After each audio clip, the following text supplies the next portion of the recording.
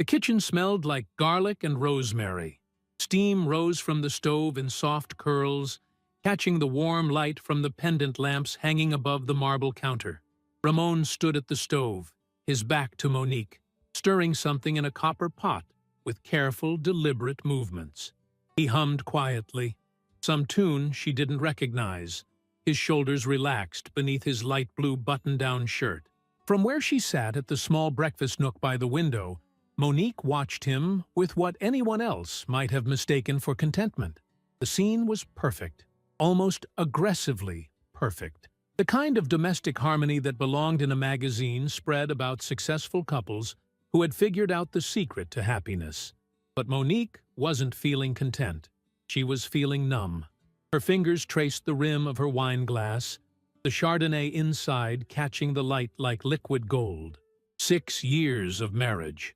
6 years of building a life together, of shared dreams and whispered promises in the dark.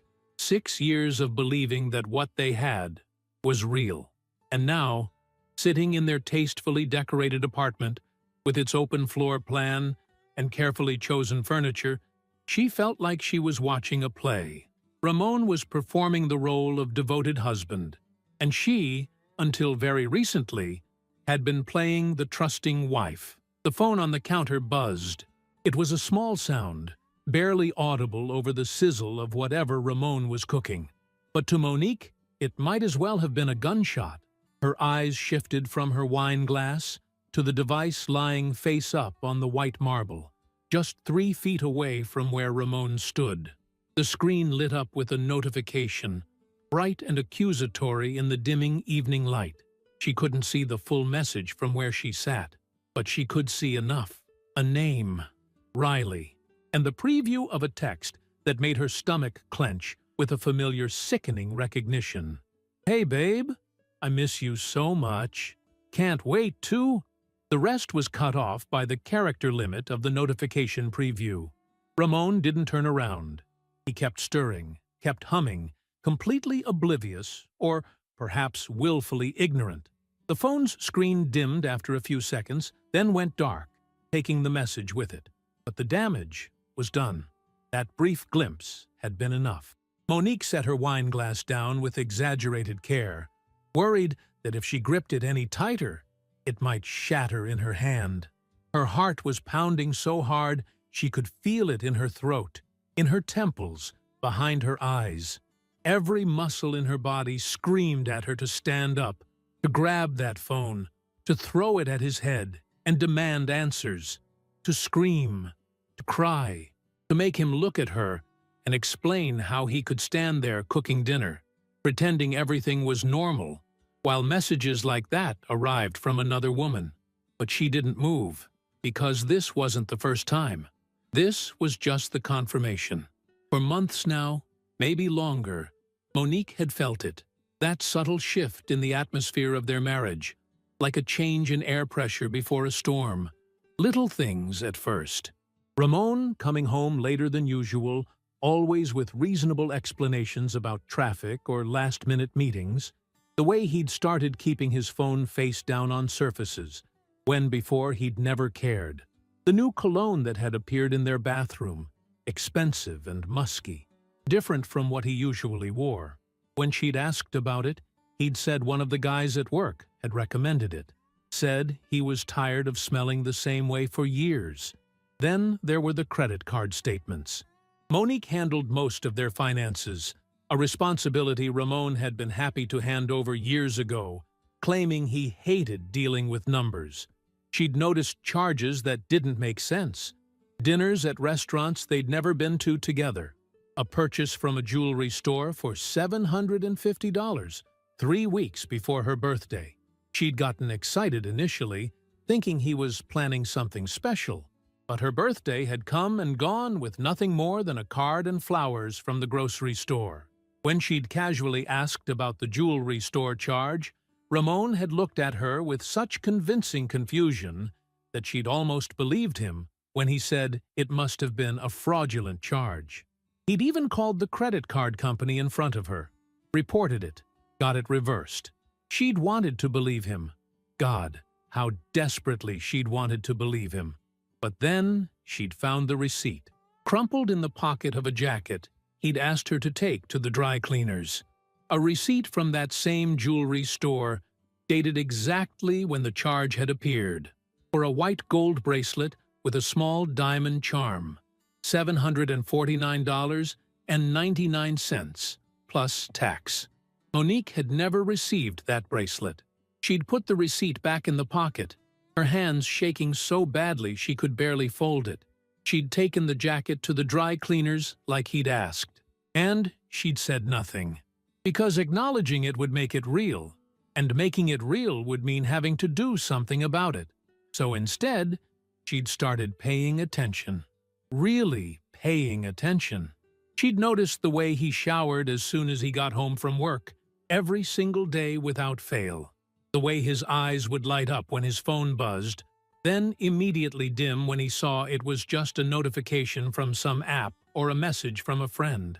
The way he'd stopped initiating intimacy with her, and when she initiated, he'd go through the motions with a distraction in his eyes that made her feel more alone than if he'd just rejected her outright. 3 weeks ago, she'd been looking for the spare car keys in his nightstand drawer when she'd found a folded piece of paper. Just a simple note, written in unfamiliar handwriting, with little hearts dotted above the eyes. Last night was amazing. You make me feel things I've never felt before. R. Not Monique.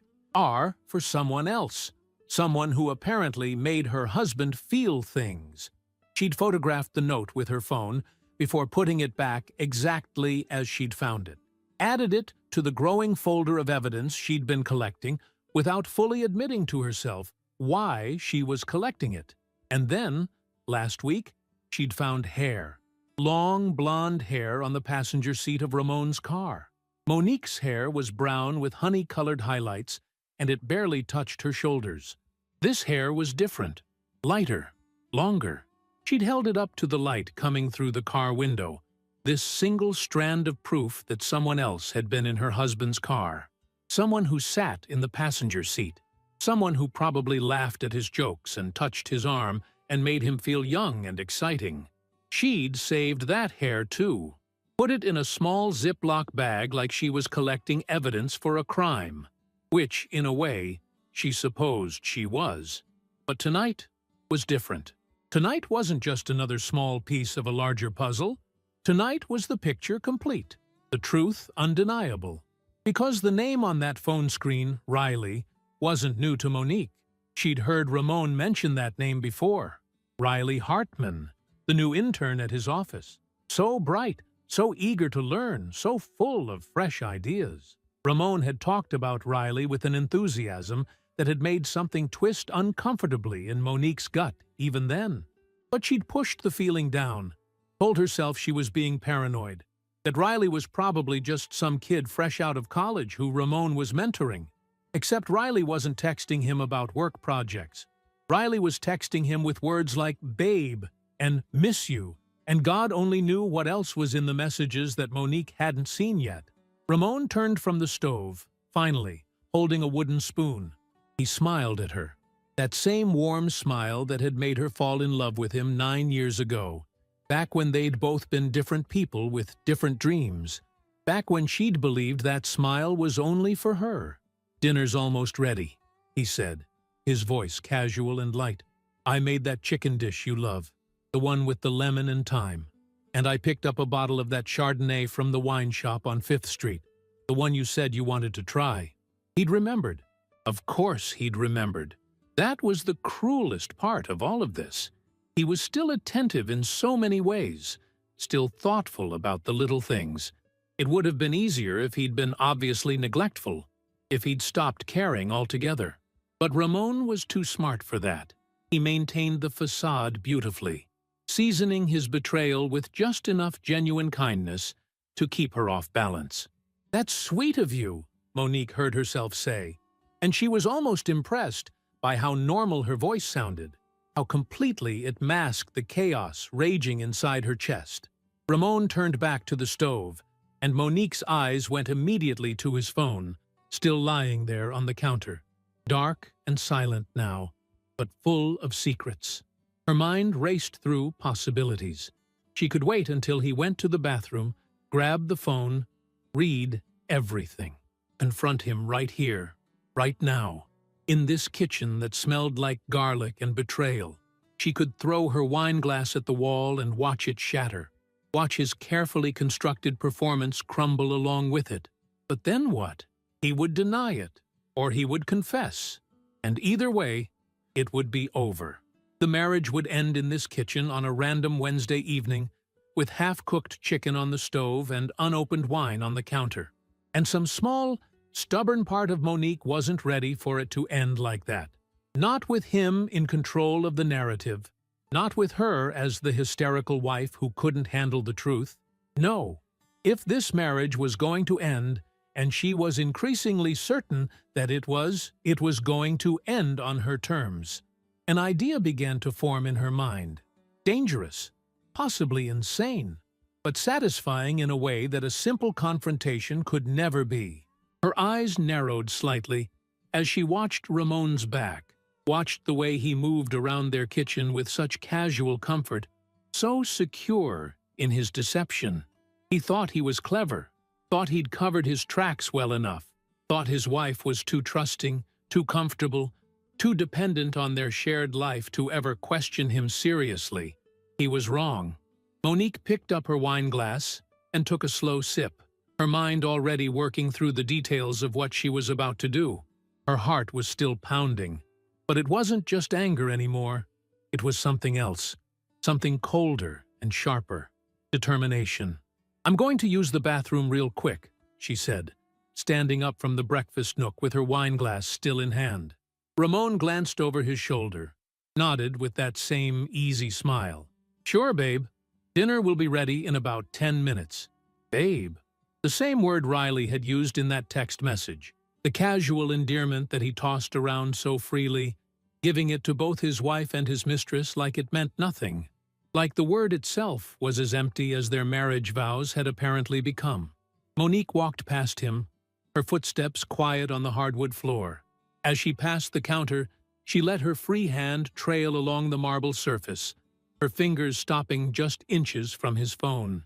She could feel his presence just a few feet away, could smell the cologne that some other woman had probably recommended, could hear him humming again as he stirred whatever sauce he was making.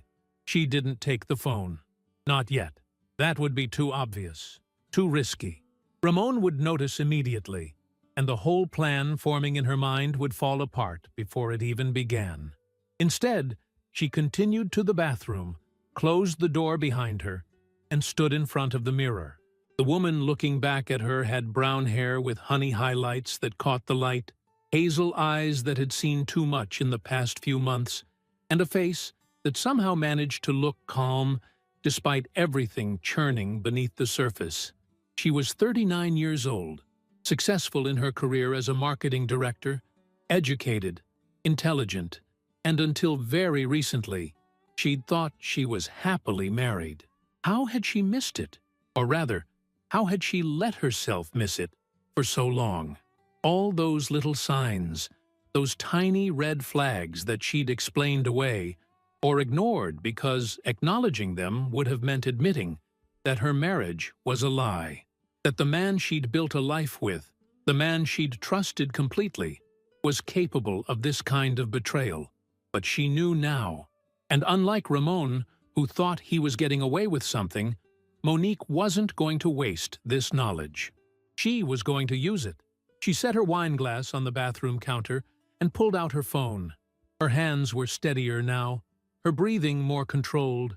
She opened her messages and scrolled to her conversation with Vivian Dougherty, her best friend since college. Vivian was a divorce attorney, though Monique had never imagined she'd need her friend's professional expertise for her own marriage. She typed quickly, "Are you free tonight? I need to talk. It's important." The response came back almost immediately, 3 dots appearing, and then Vivian's message. "Of course. Everything okay?" Monique stared at that question for a long moment. Everything okay? What a loaded question. What an impossibly complicated thing to answer. She typed back, "Not really, but it will be." Another immediate response. Come over whenever. I'll open wine. The good stuff. Monique smiled, a small, genuine expression of gratitude. Whatever happened next, at least she wouldn't be alone in it. She tucked her phone back into her pocket and looked at herself in the mirror again. The same face, the same eyes, but something had shifted. Something fundamental had changed in the space between discovering that text message and this moment standing in her bathroom making plans. She was done being the oblivious wife. Done making excuses for behavior that had no excuse. Done letting Ramon control the narrative of their relationship while she played along, pretending not to notice the cracks spreading through the foundation of their marriage. But she wasn't going to confront him tonight. Not directly. Because Monique had realized something crucial in the past few minutes. Ramon's phone was right there on the counter.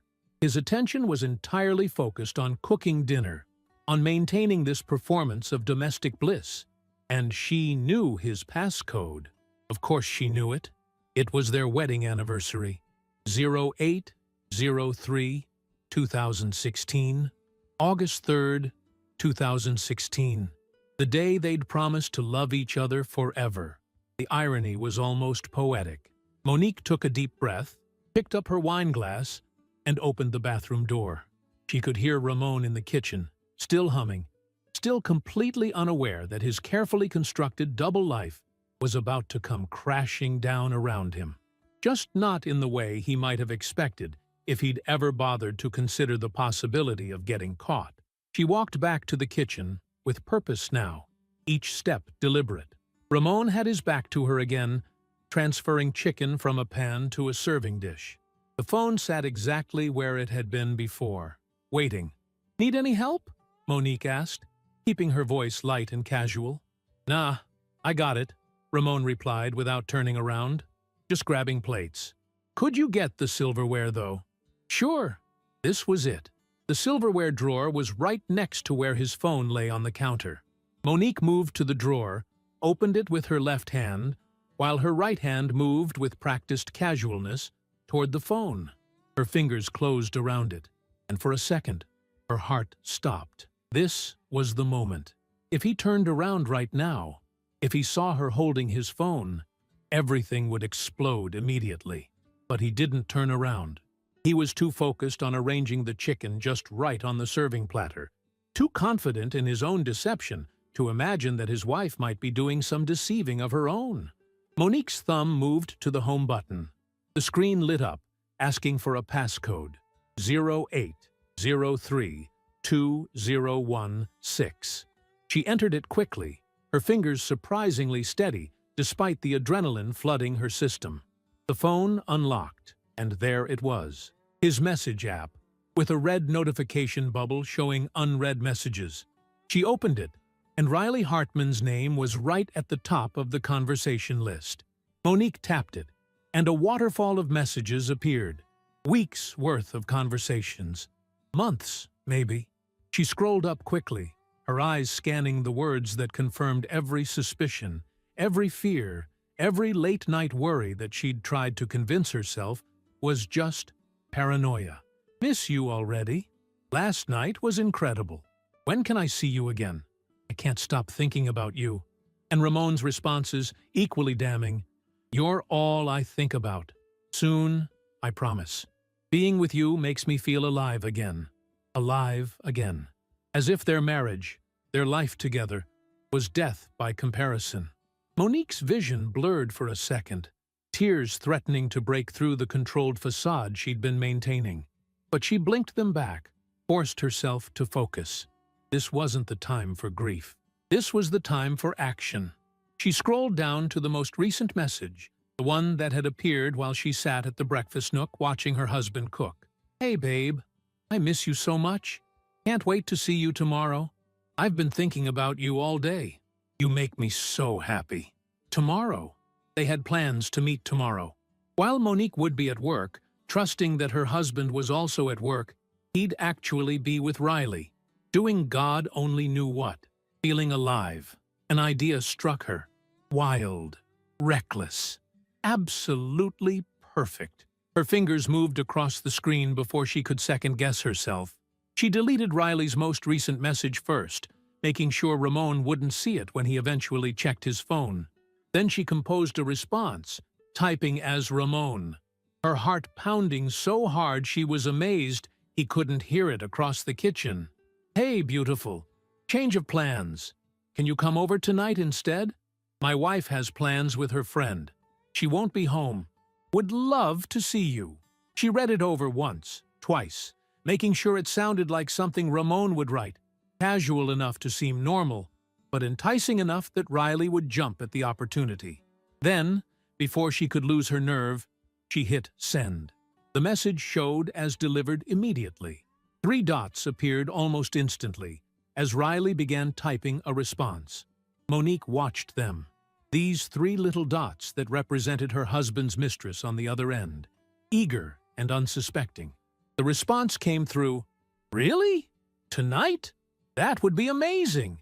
What time?" Monique typed back, "Come around 8. That'll give me time to clean up after dinner. I'll send you the address." "Can't wait. See you soon, babe." Monique quickly followed up with another message containing their home address.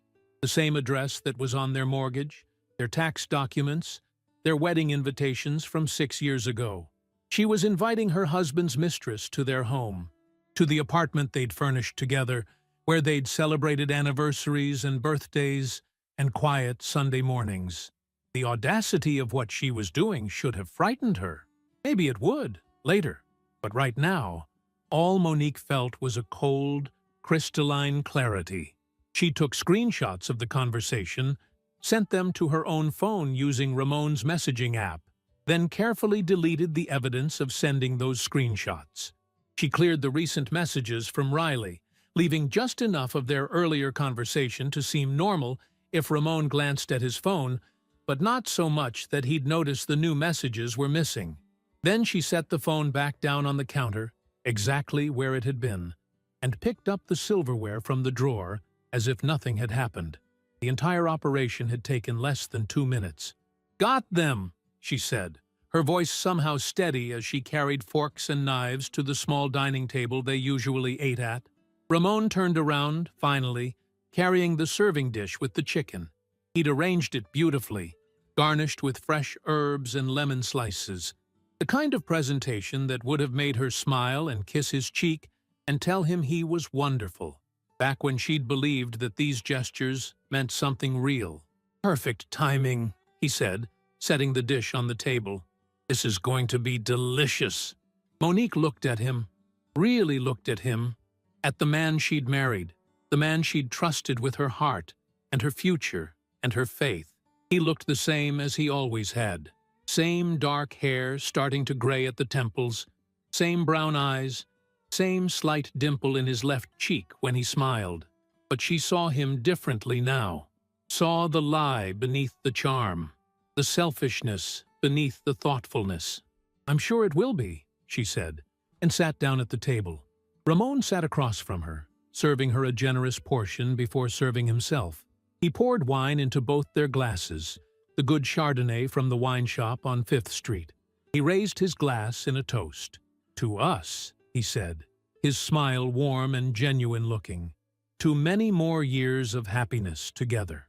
Monique clinked her glass against his, the sound sharp and clear in their quiet apartment. "To us," she echoed, and took a sip. The wine was excellent, crisp and bright with notes of apple and pear. Ramon had remembered correctly. This was exactly the kind of wine she liked. It would have been touching if it wasn't so completely overshadowed by everything else. They ate in relative silence, just the sounds of silverware against plates, and the occasional comment about the food, which really was delicious. Ramon had always been a good cook, better than Monique. She'd teased him about it before, calling him her personal chef. He'd liked that, had enjoyed taking care of her in that way. Or at least, she'd thought he enjoyed it. Now she wondered if it was just another part of the performance, another way to keep her satisfied and unsuspecting, while he lived an entirely separate life with someone else. The clock on the wall showed 7:23, just 37 minutes until Riley would arrive at their door. expecting to find Ramon alone and ready to welcome her.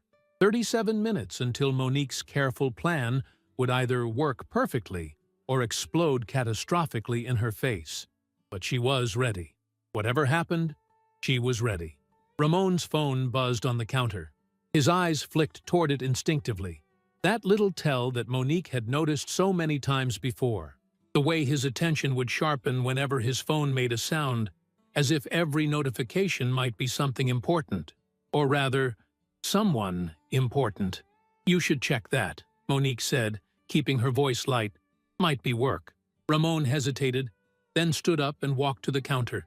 He picked up his phone, unlocked it with that same passcode, their wedding anniversary, and looked at the screen. Monique watched his face carefully, looking for any sign of concern or suspicion. But there was nothing. Just a quick glance, a dismissive shrug. "Nothing important," he said, setting the phone back down. "Just some notification from an app." He was lying. Monique could see Riley's name on the screen from where she sat, could see that there was a message waiting. But Ramon had looked at it, seen whatever response Riley had sent most recently, and chosen not to mention it, chosen to sit back down at the table with his wife and continue this charade as if nothing was happening. The confirmation of his deception, even though she already knew, still stung, still made something twist painfully in her chest. But Monique kept her face neutral, kept eating her dinner like everything was normal, like her world hadn't completely shifted on its axis in the space of one evening. "The chicken really is delicious," she said, and meant it. It was delicious. Ramon had outdone himself. Too bad he'd never get the chance to cook for her again. They finished dinner with the kind of small talk that married couples fall into after years together. Ramon mentioned something about a project deadline at work, conveniently leaving out any mention of the intern who was apparently helping him with it. Monique nodded in the right places, asked appropriate questions, played her part flawlessly.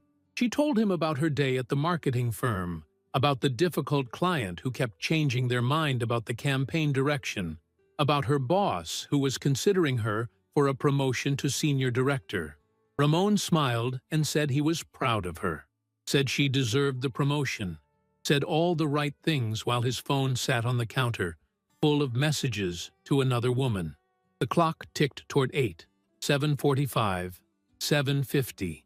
Each minute felt impossibly long and impossibly short at the same time. Monique's heart beat faster as the appointed time approached, but outwardly she remained calm.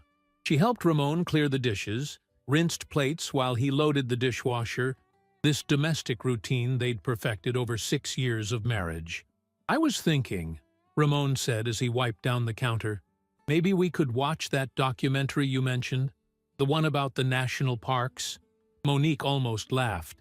He wanted to watch television, wanted to settle onto their couch together like a normal couple on a normal evening, completely unaware that his mistress was currently on her way to their apartment. The absurdity of it was almost beautiful.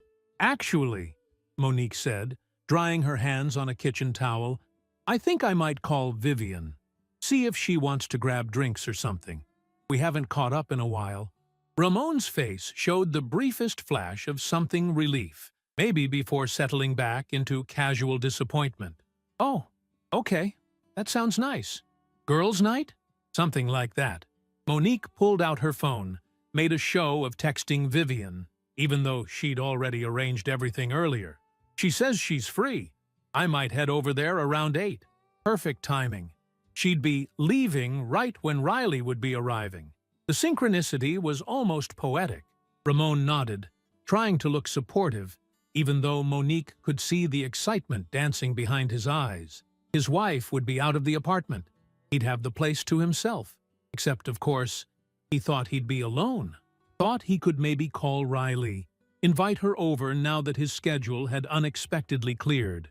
He had no idea that conversation had already happened, that the invitation had already been extended, that his two worlds were about to collide in the most spectacular way possible. "That's great, babe," Ramon said, and there was that word again, babe, the word that meant everything and nothing. "You should go have fun." I'll probably just watch some TV, maybe catch up on work emails. Lies. Such easy, casual lies. Monique went to their bedroom, ostensibly to grab her purse and freshen up before meeting Vivian. But instead of actually preparing to leave, she texted her friend, "Change of plans. Don't wait up for me. I'll explain everything tomorrow. Trust me on this." Vivian's response was immediate. "Are you sure you're okay? This is starting to worry me." "I'm more than okay. I'm taking control. I'll call you later tonight with details. Be careful, whatever you're doing." Monique smiled at her phone. Careful? She was being the opposite of careful. She was being reckless and dangerous and possibly crazy. But she'd been careful for months. And where had that gotten her? She'd carefully collected evidence, carefully avoided confrontation, carefully maintained the illusion of normalcy, while her marriage rotted from the inside. No more being careful. She checked her appearance in the bedroom mirror. Her makeup was still intact from work, her hair still styled. She looked put together, professional, completely in control. Good. She wanted to look perfect for what was about to happen. The clock on the nightstand showed 7:58. Monique grabbed her purse and walked back to the living room where Ramon was already settling onto the couch with the remote control. He looked up when she entered, smiled that warm smile that she'd once loved so completely. "You look nice," he said. "Have fun with Vivian." "Thanks. Don't wait up for me. We might be out late." She walked to the door, put her hand on the handle. This was the moment.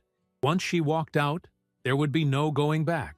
Riley would arrive, knock on the door, and Ramon would have to answer, would have to face his mistress showing up at his home, summoned by what she thought was his invitation. And Monique, instead of actually leaving, would be waiting. She'd thought about this part carefully. The apartment building had a stairwell at the end of their hallway, with a small alcove where the recycling bins were kept. If she went down just one floor and waited on the stairs, she'd be able to hear when someone approached their apartment door, would be able to time her return perfectly. "See you later," Monique said, and opened the door. "Love you," Ramon called from the couch, and she wondered if he'd even noticed that she didn't say it back. Monique stepped into the hallway and let the door close behind her. The click of the lock engaging sounded final, definitive. She stood there for a moment, her hand still on the doorknob, and took a deep breath. This was insane. She was actually doing this, inviting her husband's mistress to their home, setting up an ambush that would destroy whatever remained of her marriage in the most dramatic way possible. She could still stop this. Could actually go to Vivian's, spend the evening drinking wine and crying on her friend's shoulder like a normal person going through a normal marital crisis. Could confront Ramon tomorrow with the evidence she'd collected. Sit down like adults and discuss divorce terms. Handle this whole thing with dignity and maturity. But she didn't want dignity. She wanted justice. She wanted Ramon and his mistress to feel even a fraction of the humiliation and betrayal that she'd been living with for months. Wanted them to understand that actions had consequences, that you couldn't just treat people like they were disposable and expect no repercussions. Monique walked down the hallway to the stairwell door, opened it, and descended one flight. The stairs were concrete and industrial, echoing with her footsteps. She found the small alcove where the recycling bins were kept and positioned herself there, just out of sight, but close enough to hear anyone approaching the fourth floor where her apartment was located. And then she waited. The minutes crawled by. 8:02. 8:05. Monique leaned against the wall, her purse clutched in her hands, her ears straining for any sound from above. The stairwell was quiet, except for the distant hum of the building's ventilation system and occasional sounds from other apartments' pipes running. A television playing, someone's muffled laughter. At 8:09, she heard it. The ding of the elevator arriving on the fourth floor, followed by footsteps in the hallway. High heels on hardwood. Click, click, click. Getting closer to apartment 412. Monique's apartment. Her and Ramon's apartment. The footsteps stopped. There was a pause, probably Riley checking her appearance or taking a breath before knocking. Then the sound Monique had been waiting for. Knock, knock, knock. 3 sharp raps on the door. Confident, eager, completely unsuspecting. Monique climbed the stairs quickly but quietly, reaching the 4th-floor landing just as she heard Ramon's voice through the door, muffled but audible. "Who is it?" He sounded confused. Of course he did. He wasn't expecting anyone. Thought his wife had left for the evening, thought he had the apartment to himself. The last person he'd expect to find on the other side of that door was Riley. "It's me," came Riley's voice, also muffled but recognizable as young and feminine. "You said to come over?" Silence. Heavy, weighted silence. Monique could picture Ramon's face, the color draining from it, his mind racing to understand how this was possible. He hadn't invited Riley over, hadn't texted her. Had he? Was he losing his mind? Had he somehow invited her and forgotten? The door opened. Monique moved closer, pressing herself against the wall near the stairwell door, still out of sight, but able to hear clearly now. "Riley?" Ramon's voice was strangled, panicked. "What are you doing here? You texted me." Riley sounded confused now too, uncertain. "You said your wife wasn't home and to come over at 8. I brought dessert." There was a rustling sound, probably Riley holding up whatever she'd brought. Monique pictured her standing there in the hallway, all dressed up for what she thought was a romantic evening with her married lover, starting to realize that something was very wrong. I never... Ramon was stumbling over his words. "My wife is here. I mean, she just left, but she could come back any minute. You need to go. Now." "But the text..." Riley's voice was rising, confusion turning to distress. "You sent me the address and everything. I don't understand." "I don't know what you're talking about. I didn't send any text. You need to leave before she comes back." This was it. This was the moment. Monique stepped out from her hiding spot near the stairwell and walked calmly down the hallway toward her apartment. She could see them now, framed in her doorway. Ramon in his casual home clothes, his face pale and sweating, and Riley, exactly as she'd imagined. Young, probably mid-20s, blonde hair styled in loose waves, wearing a dress that was nice but trying too hard. She held a white bakery box in her hands, probably containing some expensive pastry from that trendy shop downtown. The girl looked up and saw Monique approaching. Her eyes went wide, her whole body going rigid with terror. She took a step backward, nearly dropping the bakery box. Ramon hadn't noticed yet. He was too focused on trying to get Riley to leave, his back partially to the hallway. "Please," he was saying, his voice desperate. "You have to go right now. I'll explain later. I'll call you. But you cannot be here."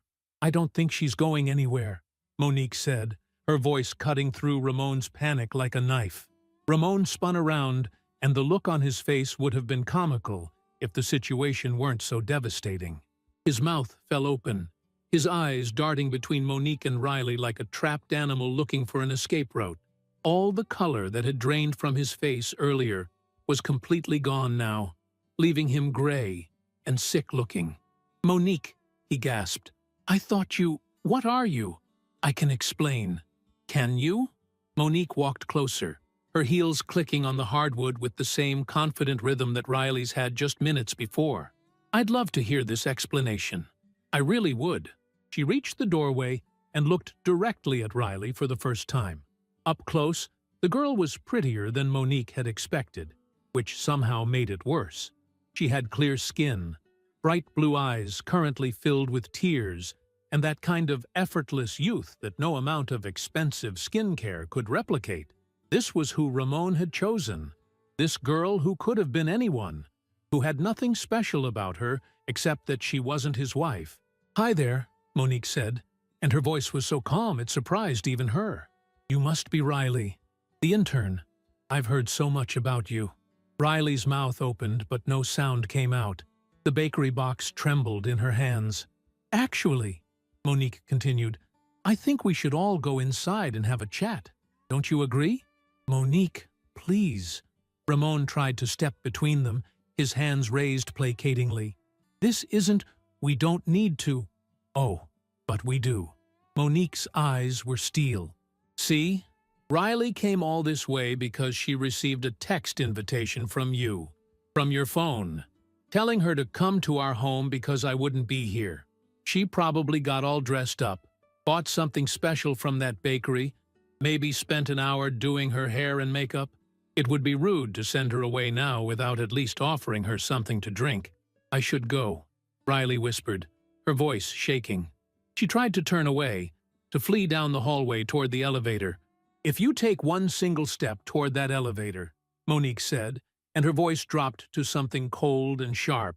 Tomorrow morning, every single person at your office will receive an email containing screenshots of every text message you've sent to my husband over the past 3 months. Your supervisor, human resources, the CEO, everyone. And I'll make sure to include the ones where you talk about what you did together during work hours. In his office. On the clock. Riley froze, her back still to them. Additionally, Monique continued, I have your parents' address from the emergency contact information in the company directory. I wonder what they would think about their daughter sleeping with her married supervisor. Do you think they'd be proud? Do you think your mother would understand? Riley turned back around slowly, and now the tears were actually falling, black mascara starting to run down her cheeks. Please, she whispered, please don't. Then come inside, Monique said, stepping back into the apartment. We're going to have a civilized conversation, the three of us. And maybe, if you're very cooperative and very honest, you'll walk out of here tonight with at least some shred of dignity intact. She looked at Ramon, who was standing in the doorway looking like he might vomit. Stop standing there like an idiot and let her in. Unless you'd prefer I have this conversation in the hallway, where all the neighbors can hear. Ramon moved aside mechanically, and Riley, with nowhere else to go and no other options, stepped through the doorway into the apartment, into the home that Monique and Ramon had built together. Her heels clicked on the same hardwood floors that Monique walked on every day. She looked around with wide, frightened eyes, taking in the furniture they'd picked out together, the artwork on the walls, the photographs of Monique and Ramon on various vacations, smiling and happy and oblivious to the future that was waiting for them. Monique closed the door behind all three of them with a soft, final click. The sound of it seemed to echo in the sudden silence of the apartment. 3 people, 3 different levels of understanding about what was happening, all trapped together in this space that had been, until a few hours ago, a home. Living room, Monique directed, pointing. Riley, you take the armchair. Ramon, couch. Sit. They obeyed like children being directed by a teacher, both too shocked and frightened to do anything else. Riley perched on the edge of the cream-colored armchair that Monique had bought from that expensive furniture store last year, still clutching her bakery box like a shield. Ramon sank onto the couch, his head in his hands. Monique walked to the kitchen, her movements deliberate and calm. She could feel both of them watching her, could feel the tension crackling in the air like electricity before a storm. She opened the cabinet where they kept their glasses, pulled out 3. For herself and Ramon, she selected 2 of the fine crystal wine glasses they'd received as a wedding gift from Ramon's parents. Beautiful pieces, hand-blown, probably worth $200 each. For Riley, she walked to the cabinet under the sink, where they kept their recycling. She pulled out a red plastic cup, the kind you'd find at a college party or a cheap barbecue. The contrast was deliberate, brutal. She poured water from the filtered pitcher in the refrigerator. For Riley, she filled the plastic cup and set it on the coffee table in front of the armchair without ceremony. For herself and Ramon, she poured water into the crystal glasses, the action slow and purposeful. Riley stared at the plastic cup like it was a snake that might bite her. Her cheeks flushed red as she understood the message. You are not worth the good glasses. You are disposable. You are trash. Monique sat down next to Ramon on the couch, close enough that their legs almost touched. She took a sip from her crystal glass and set it down on the coffee table. Ramon hadn't touched his. He was still sitting with his head in his hands, breathing hard, probably trying to figure out how to talk his way out of this situation. There was no talking his way out. Not this time. "So," Monique said, her voice conversational as if they were discussing the weather, "Riley, tell me, how long have you been sleeping with my husband?" Riley's face went from red to white in an instant. Her mouth opened and closed like a fish gasping for air, no words coming out. The bakery box in her lap trembled, and for a moment Monique thought the girl might actually faint. "I asked you a question," Monique said, still in that same calm, almost pleasant tone. "It's a simple one. How long?" "We—" Riley's voice was barely a whisper. "Speak up, please. I can't hear you when you mumble." "3 months," Riley finally managed, the words coming out in a rush. "About 3 months. 3 months. 90 days, give or take. 90 days of lies, of Ramon coming home and kissing Monique hello while carrying the taste of another woman on his lips. 90 days of him sliding into bed beside her at night, his body still warm from someone else's touch. 90 days of casual betrayal, served up alongside morning coffee and evening dinners and conversations about their future together. 3 months, Monique repeated, nodding as if Riley had just given her a weather forecast. "That's quite a while. I imagine you two must have gotten to know each other pretty well in that time." Riley said nothing, just stared at the plastic cup on the table in front of her like it held all the answers to the universe. "Let me tell you what I know about those 3 months," Monique continued, settling back into the couch cushions. She crossed her legs, the picture of relaxation, while beside her, Ramon remained frozen in his private hell. "In those 3 months, Ramon and I celebrated our 6th wedding anniversary. We went to that nice restaurant downtown, the one with the tasting menu. He gave me a card that said he was the luckiest man alive to have me as his wife. Do you remember that night, honey?" She turned to look at Ramon, who still hadn't lifted his head from his hands. "Answer me when I'm talking to you," Monique said, and now there was an edge to her voice, sharp as a blade. "Yes," Ramon croaked. "I remember. That was a Tuesday. Our actual anniversary was on Saturday, but we celebrated on Tuesday because you said you had to work that weekend. A big project deadline, you told me. You were so apologetic about it. Said you felt terrible, missing our anniversary weekend. I told you it was fine, that we could celebrate another time. I was understanding, supportive, because that's what wives do, right? We understand." Monique picked up her crystal glass and took another sip of water. "Did you work that weekend, Ramon? Or were you with Riley?" Silence. "I'm going to need you to answer these questions out loud, for Riley's benefit, since she should probably know what kind of man she's been wasting her time with." "I was with Riley," Ramon whispered. "Sorry, what was that? I don't think she heard you." "I was with Riley." His voice broke on the words, raw and desperate. Riley flinched like she'd been slapped. Her eyes filled with fresh tears, and Monique realized with cold satisfaction that the girl was starting to understand something important. She wasn't special. She wasn't the love of Ramon's life, who he'd been pining for while trapped in a loveless marriage. She was just convenient, just available, just there. "Where did you go that weekend?" Monique asked, genuinely curious now. "Since you weren't working like you told me." "A hotel," Ramon said, his voice muffled. "In the city." "Which hotel?" "The Riverside, the one on 8th Avenue. Monique knew that hotel. They'd stayed there once, years ago, when their apartment was being renovated, and they needed somewhere to stay for a few days. It had been a happy memory, or at least she'd thought it was. Now it was poisoned, like everything else. "That's a nice hotel," Monique said. "Expensive. I'm curious how you paid for it." "We share credit cards, and I never saw a charge from the Riverside." Ramon finally lifted his head. and the look on his face was so wretched that Monique almost felt sorry for him. Almost. "I used the corporate card," he admitted.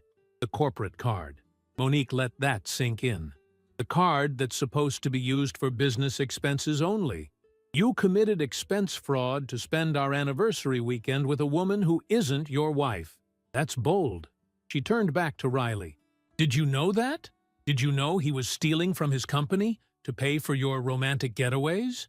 Riley shook her head mutely, looking more horrified by the second. "Of course you didn't. I bet there's a lot you don't know." Monique stood up and walked to the kitchen. She opened the refrigerator and pulled out a pitcher of iced tea she'd made that morning. She poured herself a glass, then paused. "Would either of you like some tea?" she asked pleasantly. "It's peach, homemade." Neither of them answered. Monique shrugged and returned to the living room with her glass. Instead of sitting back down on the couch, she walked over to the bookshelf where she and Ramon kept various framed photographs. She picked up one from their wedding day, the two of them standing under an arch of flowers, smiling like they just won the lottery. "This was 6 years ago," Monique said, showing the photo to Riley. "We got married at a vineyard upstate. It was a perfect day. Sunny, 72 degrees, light breeze. I wore my grandmother's veil. Ramon cried when he saw me walking down the aisle. Did you know he was a crier? He cries at movies, too. And sometimes when he's really happy. It's actually kind of sweet." She set that photo down and picked up another. "This is from our honeymoon in Greece. We spent 2 weeks island hopping. Santorini, Mykonos, Crete. Ramon got terrible sunburn the first day because he refused to wear sunscreen. I had to cover him in aloe every night. He complained the whole time, but he kept forgetting to reapply during the day." Another photo. "This is from last Christmas. We went to visit his parents in Pennsylvania. His mother made her famous pot roast. We stayed in his old bedroom and looked at his high school yearbooks. He was so embarrassed by his hair in those photos. He had this terrible attempt at growing it long. Said he was going through a phase where he wanted to be in a rock band." They drew in. Monique set the photos down and turned to face Riley directly. "Do you see what I'm doing here? I'm showing you our life, our real life, the one that exists outside of whatever fantasy you two have been playing at for 3 months. Because here's what I think happened. I think Ramon told you that his marriage was dead, that we were basically roommates who stayed together out of convenience, that he hadn't loved me in years. Am I close?" Riley's silence was answer enough. "Of course that's what he said. That's what they always say. The marriage is over. We're just going through the motions. We sleep in separate beds. All lies designed to make the other woman feel better about what she's doing. To make her feel like she's not really breaking up a marriage because the marriage was already broken." Monique walked back to the couch and sat down, this time deliberately close to Ramon. She put her hand on his knee, and he jumped at the touch, like it burned him. "But here's the truth, Riley. 2 weeks ago, Ramon and I went furniture shopping. We're planning to buy a house next year. A real house, with a yard and a garage. We looked at neighborhoods, talked about school districts, even though we don't have kids yet. We discussed having children, probably 2, maybe 3. We talked about names we liked." She felt Ramon tense beside her, heard his sharp intake of breath. "Oh, did you not tell her about that conversation?" Monique asked him. "About how you wanted to name our first son after your grandfather? About how we'd been trying to save up for a bigger place so we could start a family?" "Please," Ramon whispered. "Monique, please stop." "Stop? Why should I stop? We're just having a conversation. 3 adults, talking honestly about the situation we find ourselves in. Isn't that what you wanted, Riley? Honesty? Transparency?" Riley had both hands over her mouth now, tears streaming down her face, mascara creating dark rivers on her cheeks. She looked young suddenly, not like a seductress or a homewrecker, but like a kid who'd gotten in way over her head and was just starting to realize how deep the water was. "Let me tell you some more truth," Monique continued, her voice still calm, but with an undercurrent of something dangerous now. My parents gave us $35,000 last month. It's sitting in our savings account right now. They sold some property they'd been holding on to for years, and they wanted to help us with the down payment on a house. Do you know what my father said when he handed me the check? He said, "I'm so proud of the life you and Ramon have built together. You picked a good man." She laughed, a sound without humor. A good man. My father, who's never wrong about anything, who can spot a liar from a mile away, thinks Ramon is a good man. And I believed it too.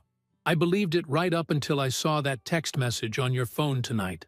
Ramon made a sound somewhere between a sob and a moan. "I'm sorry. God, Monique, I'm so sorry. I never meant for any of this to happen." "You never meant for it to happen?" Monique's composure cracked slightly, her voice rising. "What does that even mean? You accidentally fell into a 3-month affair? You accidentally stole from your company to pay for hotel rooms? You accidentally told this girl you loved her?" "I never said I loved her," Ramon protested weakly. Monique pulled out her phone, opened her screenshots, and started reading. March 15th. "I love being with you. You make me feel things I haven't felt in years." April 2nd. "Last night was incredible. I think I'm falling for you." April 23rd. "You're all I think about. I've never felt this way about anyone." She looked up from her phone. "Want me to keep going? I have pages of this stuff." Ramon's face had gone gray again. Riley looked like she might throw up. "Here's my favorite, though," Monique continued, scrolling through her phone. May 7th. "Being with you makes me feel alive again. Like I'm finally the person I was meant to be." That one really stung, I have to admit. Because what does that make me? The person who made you feel dead? The wife who killed your spirit with her terrible crimes of loving you and trusting you and building a life with you? "I didn't mean it like that," Ramon said desperately. "You're twisting everything." "Am I? Then please, explain what you did mean. I'm all ears." But Ramon had no explanation. He just sat there, caught between his wife and his mistress, probably wishing the couch would swallow him whole. Monique stood up and walked to the kitchen again. This time she pulled out a bowl of fruit they kept on the counter, selected an apple and grabbed a knife from the block. She walked back to the living room and sat down, then held out the knife and apple to Ramon. "Peel this for me," she said. Ramon stared at her like she'd lost her mind. "What? The apple? Peel it. You always peel my apples for me, because I don't like the skin. You've been doing it for 6 years, so do it now." "Monique, I didn't ask you to think. I asked you to peel the apple." With shaking hands, Ramon took the knife and the apple. He started to peel it, but his hands were trembling so badly he could barely hold the knife steady. The peel came off in jagged, uneven strips instead of the smooth spiral he usually managed. Monique watched him struggle, then reached out and guided his hand, helping him steady the knife. It was an intimate gesture, the kind of casual touch that married couples share without thinking. Her hand over his, working together on this simple task. She glanced at Riley and saw the look on the girl's face. Horror, devastation. The sudden, crushing realization that she was watching actual intimacy, the kind built over years of shared life, and that she would never have that with Ramon. That whatever they'd had in hotel rooms and stolen moments was cheap and shallow by comparison. When the apple was peeled, Monique took it from Ramon and bit into it. The taste was crisp and sweet. She chewed slowly, deliberately, then held the apple out to Ramon. "Have a bite," she said. "Monique, have a bite." Ramon leaned forward and took a small bite from the same apple, from the same spot where her teeth had just been. Another intimate gesture, sharing food. Monique then pushed the bowl of remaining apple slices toward Riley. "You should eat too," she said to the girl. "You look pale." Riley shook her head violently, pushing back against the armchair like she was trying to disappear into it. "No? Not hungry? That's a shame. The apples are really good. Organic. From that farmer's market we go to every Saturday morning." She looked at Ramon. "We should go this weekend too." They're supposed to have those heirloom tomatoes you like. Stop, Riley suddenly said, her voice cracking. Please stop. I understand. I get it. You win, okay? You win. Just let me go. Win? Monique set down the apple and leaned forward. You think this is about winning? This isn't a game, Riley. This is my life, my marriage, my future that your selfish decisions have destroyed. I didn't know, Riley tried. You didn't know he was married? Really? Did you not notice the ring on his finger? Did you not wonder why he could only see you at certain times? Why he always had to leave by a certain hour? Why he never invited you to his home until tonight, when you thought I wouldn't be here? I knew he was married, Riley admitted, her voice small. But he said you didn't love each other anymore. He said you were getting divorced anyway. And you believed him. Monique's voice was sharp now, cutting. You believed what you wanted to believe because it made it easier. Because if his marriage was already over, then you weren't doing anything wrong. You were just helping a lonely man feel appreciated again. Seatsons, she stood up and walked over to Riley's chair, looking down at the crying girl. Let me tell you something about men like Ramon. They don't leave their wives. They want to have both. They want the stability and respectability of a marriage, and they want the excitement of something new on the side. They want a wife at home who'll manage the household and host dinner parties and look good in family photos. And they want a girlfriend who'll make them feel young and desirable and important. Monique crouched down so she was eye level with Riley. You were never going to get a real relationship out of this. You were never going to be the wife. You were just going to be the secret, the thing he did on the side when he was bored or stressed or feeling old. And eventually, he would have gotten tired of you too, and there would have been someone else. Because the problem isn't with me, and it isn't with you. The problem is with him. She stood back up and returned to the couch. But you're young. You'll recover from this. You'll find someone else. Someone who isn't married. Someone who can actually give you a real relationship.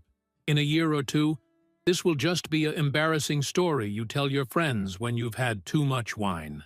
Monique sat down next to Ramon again, this time taking his hand in hers. He flinched, but didn't pull away.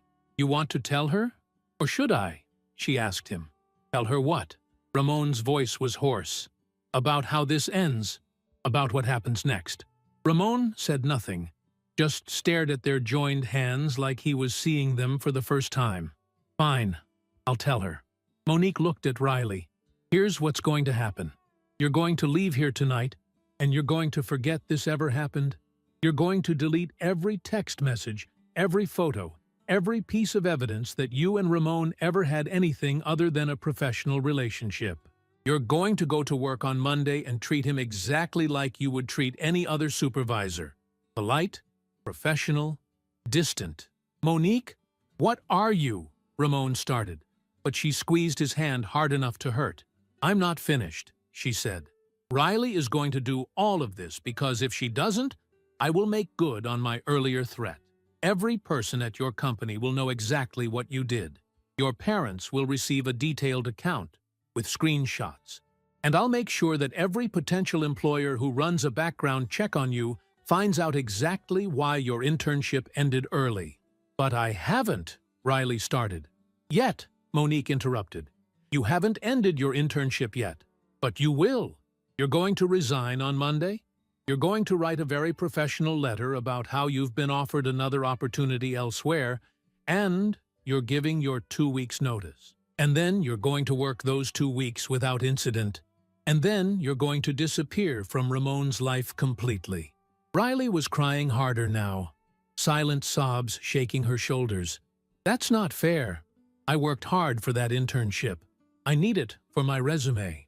You should have thought about that before you started sleeping with your supervisor, Monique said coldly.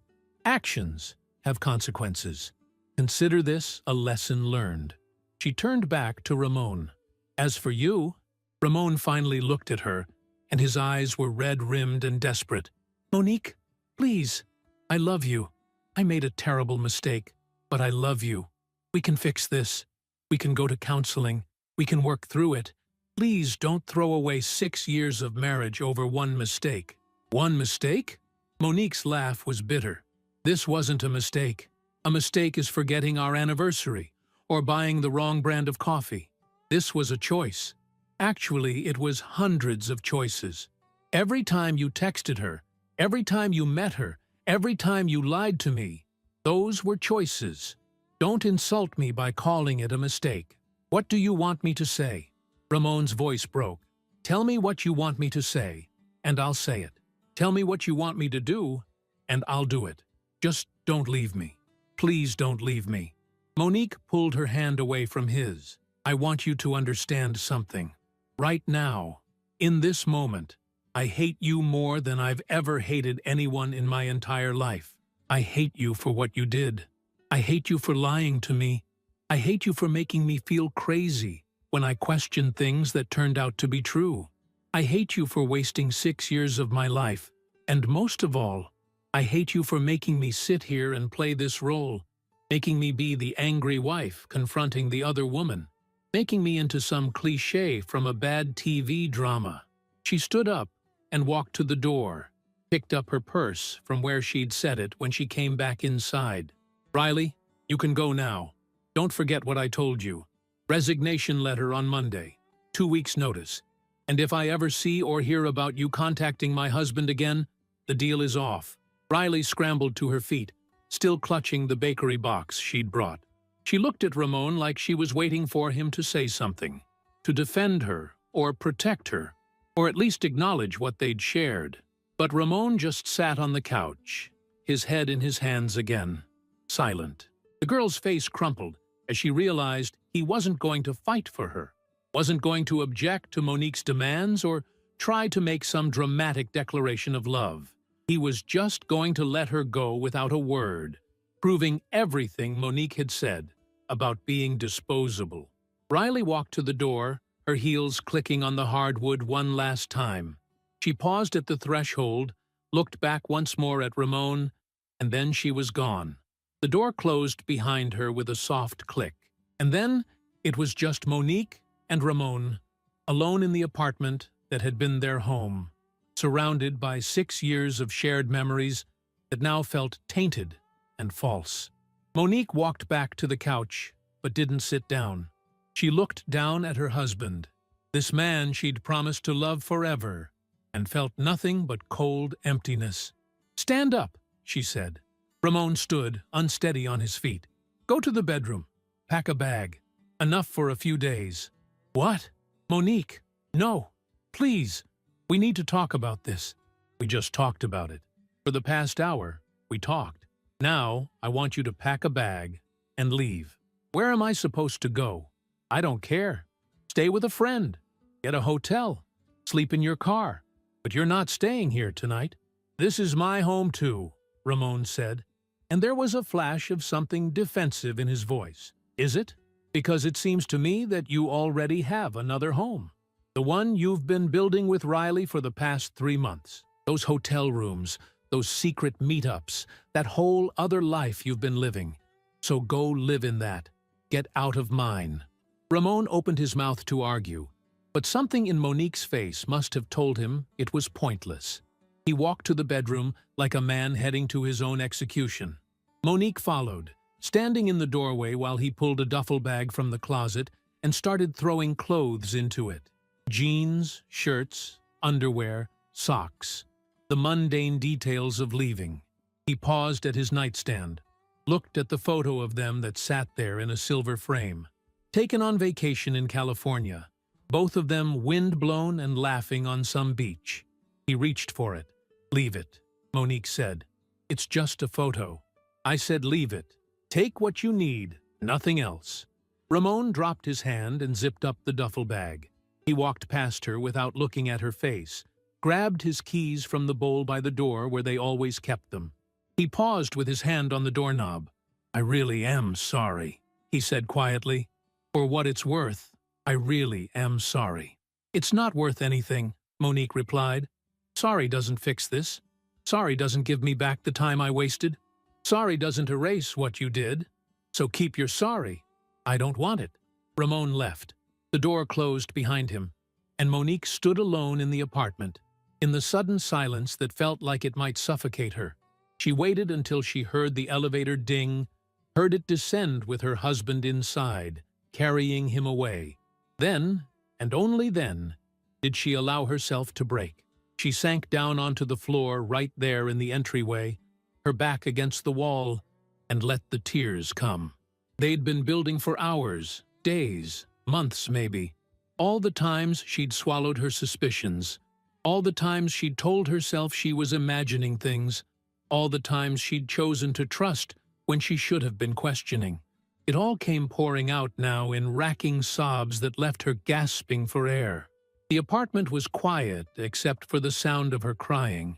The dinner dishes were still in the sink. The apple she'd made Ramon peel was still sitting on the coffee table, browning slightly from exposure to air.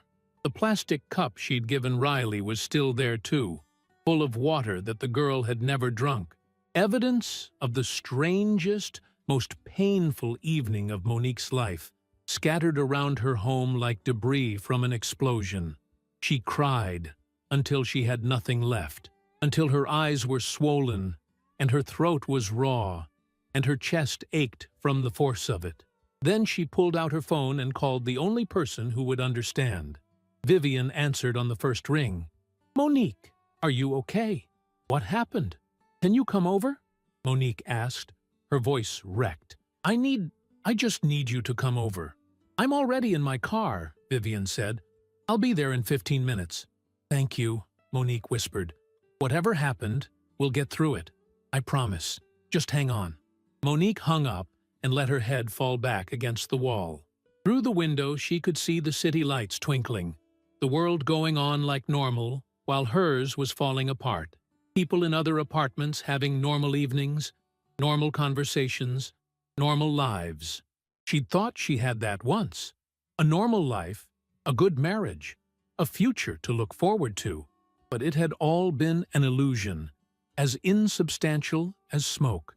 Still, sitting there on the floor of her apartment, Monique felt something underneath the grief, something hard and bright and unbreakable. She'd done what she set out to do tonight. She'd confronted the truth instead of running from it. She'd taken control of a situation that could have destroyed her and turned it into something else.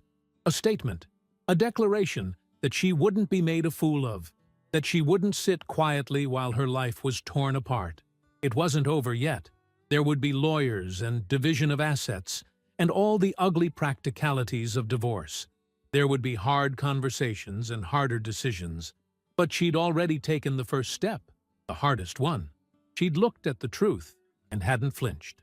Outside, a car door slammed.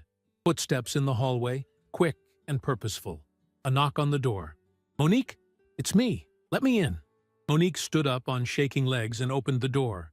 Vivian took one look at her friend's tear-stained face and pulled her into a fierce hug. "Okay," Vivian said softly. "Okay, I'm here. Tell me everything." And Monique did. They sat on the couch together, the same couch where Ramon had been sitting just an hour before, and Monique told Vivian everything. Every detail, from the moment she'd seen that text message on Ramon's phone to the look on Riley's face when she'd realized she was disposable. Vivian listened without interrupting, her hand holding Monique's, occasionally squeezing when the story got particularly painful. When Monique finished, Vivian was quiet for a long moment. Then she said, "That was either the most brilliant or the most insane thing you've ever done. I'm still deciding which." "Maybe both," Monique said, and was surprised to find herself almost smiling. The tears had stopped, leaving behind a strange emptiness, like she'd cried out everything inside her and was now just a hollow shell. "What you did to that girl," Vivian shook her head. "The plastic cup, making Ramon peel the apple? That was brutal, Monique. Effective, but brutal. She deserved it. Maybe. Or maybe she was just a stupid kid who believed a married man's lies. Either way, she won't forget tonight anytime soon." Vivian stood up and walked to the kitchen, started opening cabinets. "Where do you keep the real alcohol? Because water isn't going to cut it right now. Top shelf, left of the stove." Vivian pulled down a bottle of whiskey, the expensive kind that Ramon saved for special occasions. She poured 2 generous glasses and brought them back to the couch. "To new beginnings," she said, raising her glass. Monique clinked her glass against Vivian's and took a drink. The whiskey burned going down, but it was a good burn, a cleansing burn. "What do I do now?" she asked. "I made him leave, but that doesn't solve anything. We're still married. We still own this apartment together. Our lives are still completely intertwined." "Now," Vivian said, and her voice shifted into the professional tone she used with clients, "now you let me do what I do best. We're going to build a case so airtight that Ramon won't have a choice but to give you everything you want in the divorce. I have screenshots of their messages. Is that enough? It's a start, but we need more. We need to document everything. The expense fraud with the corporate card, that's big. That's not just infidelity. That's actual theft from his employer. We can use that." Monique took another drink. "I told Riley to resign. Was that stupid? Should I have kept her around as a witness or something? No, you did the right thing. The last thing you need is her making this messy. Better to have her disappear quietly." Vivian pulled out her phone and started typing notes. "Here's what we're going to do. Tomorrow, you're going to gather every piece of evidence you have. Bank statements, credit card bills, screenshots, everything. We're going to document every lie, every unexplained expense, every time he used joint funds to finance his affair. He used the corporate card for the hotel. Even better. That means we can threaten to report him to his employer. He won't want that scandal. Trust me. He'll be much more cooperative in the divorce if his job is on the line." Monique felt something shift in her chest. Not quite hope, but something close to it. The feeling of having a plan, of moving forward instead of just drowning in the wreckage. What about the apartment? Community property. You're entitled to half of everything. But given his infidelity and the financial misconduct, we can push for more. We can push for him to buy you out of your share at current market value, or force a sale and split the proceeds. Either way, you're not walking away from this with nothing. "My parents gave us $35,000 for a house down payment?" Vivian's eyes sharpened. "When?" "Last month. It's in our joint savings account. That's a gift to both of you, which makes it marital property. But we can argue it was a gift specifically to you, intended for your benefit. Your parents would be willing to testify to that? They'd testify to anything if it means protecting me from him." "Good. Then that money is yours. We'll make sure of it." Vivian kept typing on her phone. "What about his retirement account? Any investments? He has a 401k through work, and we have some stocks, maybe $20,000 worth. Half of that is yours. Half of his retirement is yours. Half of everything is yours, and depending on how aggressive we want to be, we might be able to get more than half." Vivian looked up from her phone. "The question is, how nasty do you want this to get?" Monique thought about that, about Ramon's face tonight, the way he'd begged her not to leave him, about Riley crying in the armchair, mascara running down her face, about all the lies and all the months of suspicion, and all the times she'd felt crazy for questioning what her gut was telling her. "I want him to understand that there are consequences," she said slowly. "I want him to lose something that matters. Not just me, because apparently I didn't matter enough, but something real, something that hurts." Vivian smiled, and it wasn't a particularly nice smile. "Then, we're going to make sure Monday morning is very, very unpleasant for him." "What do you mean?" "You said he used the corporate card for personal expenses, that he took Riley to a hotel on the company's dime. Do you have proof of that?" "He admitted it tonight. Riley was there. She heard him. Riley won't testify against him. She's got her own mess to deal with. But if you have the credit card statements, if you can show a pattern of misuse, that's something else entirely." Monique stood up and walked to the small desk in the corner where they kept important documents. She pulled out the file folder labeled Credit Cards and started flipping through statements. There, Highlighted in yellow from when she'd first noticed them months ago were the charges she'd questioned. Restaurants Ramon had never mentioned, the hotel, a jewelry purchase, flowers from an expensive florist, sent to an address she didn't recognize. She brought the statements to Vivian, who examined them with the focused intensity of a surgeon studying X-rays. "This is good," Vivian said.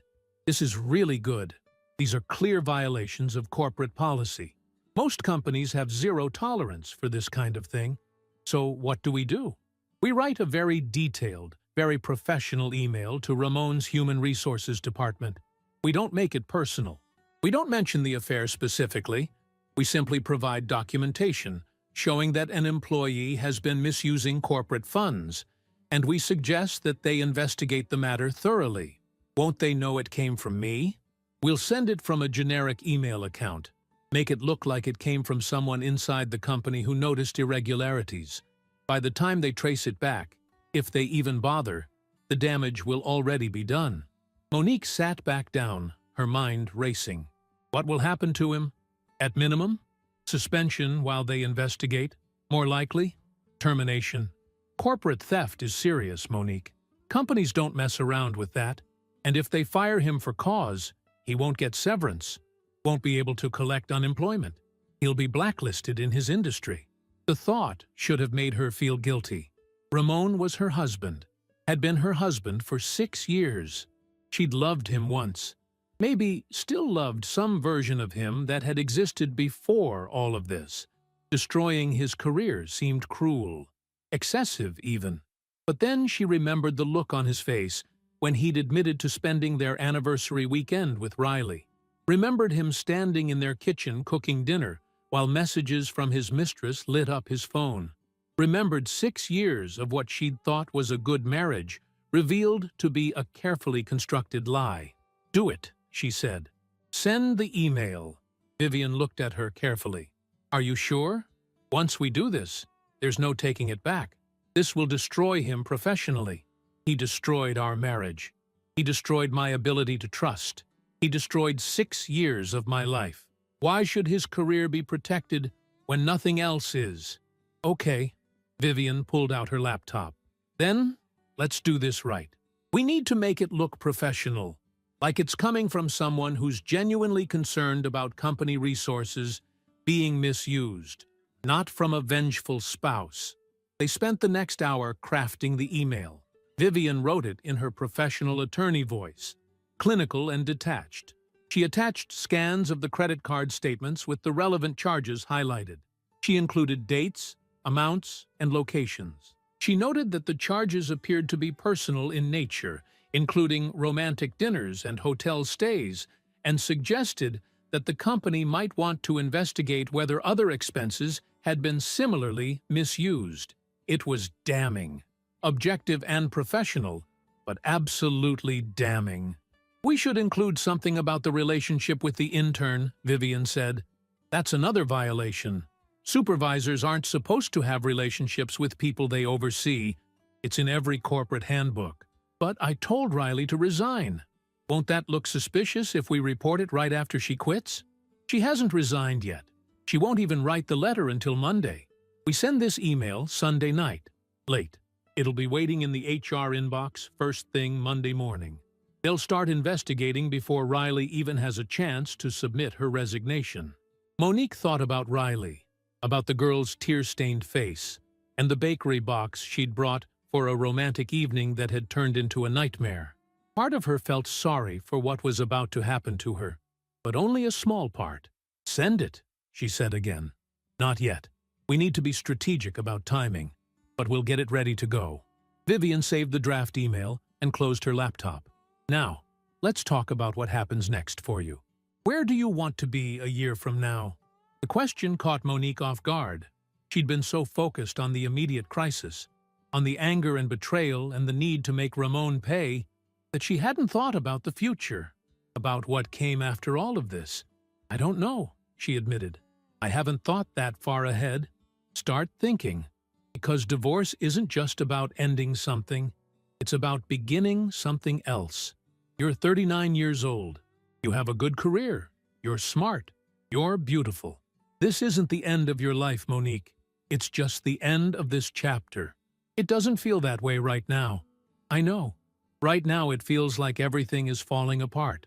But I promise you, a year from now, you're going to look back on this and be grateful. Grateful that you found out when you did. Grateful that you didn't waste another 6 years, another 10 years, on someone who didn't deserve you. Monique wanted to believe that. Wanted to imagine a future where this pain was just a memory, where she'd moved on and built a new life and found happiness again. But it seemed impossible from where she was sitting. What if I can't do this? She asked quietly.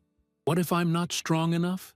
You invited your husband's mistress to your home, made her sit in a plastic cup like a child, and systematically destroyed any illusions she had about their relationship. Then you kicked your husband out of his own apartment. Trust me, you're strong enough. They talked for another hour, planning and strategizing. Vivian walked her through what the divorce process would look like. The timeline, the paperwork, the court appearances. It was overwhelming and exhausting, but also strangely comforting to have a plan, to know what the next steps were instead of just drowning in emotion. Around midnight, Vivian finally stood up to leave. Get some sleep if you can. Tomorrow we start documenting everything. Every text, every email, every receipt. We build a case so strong that Ramon has no choice but to give you everything you deserve.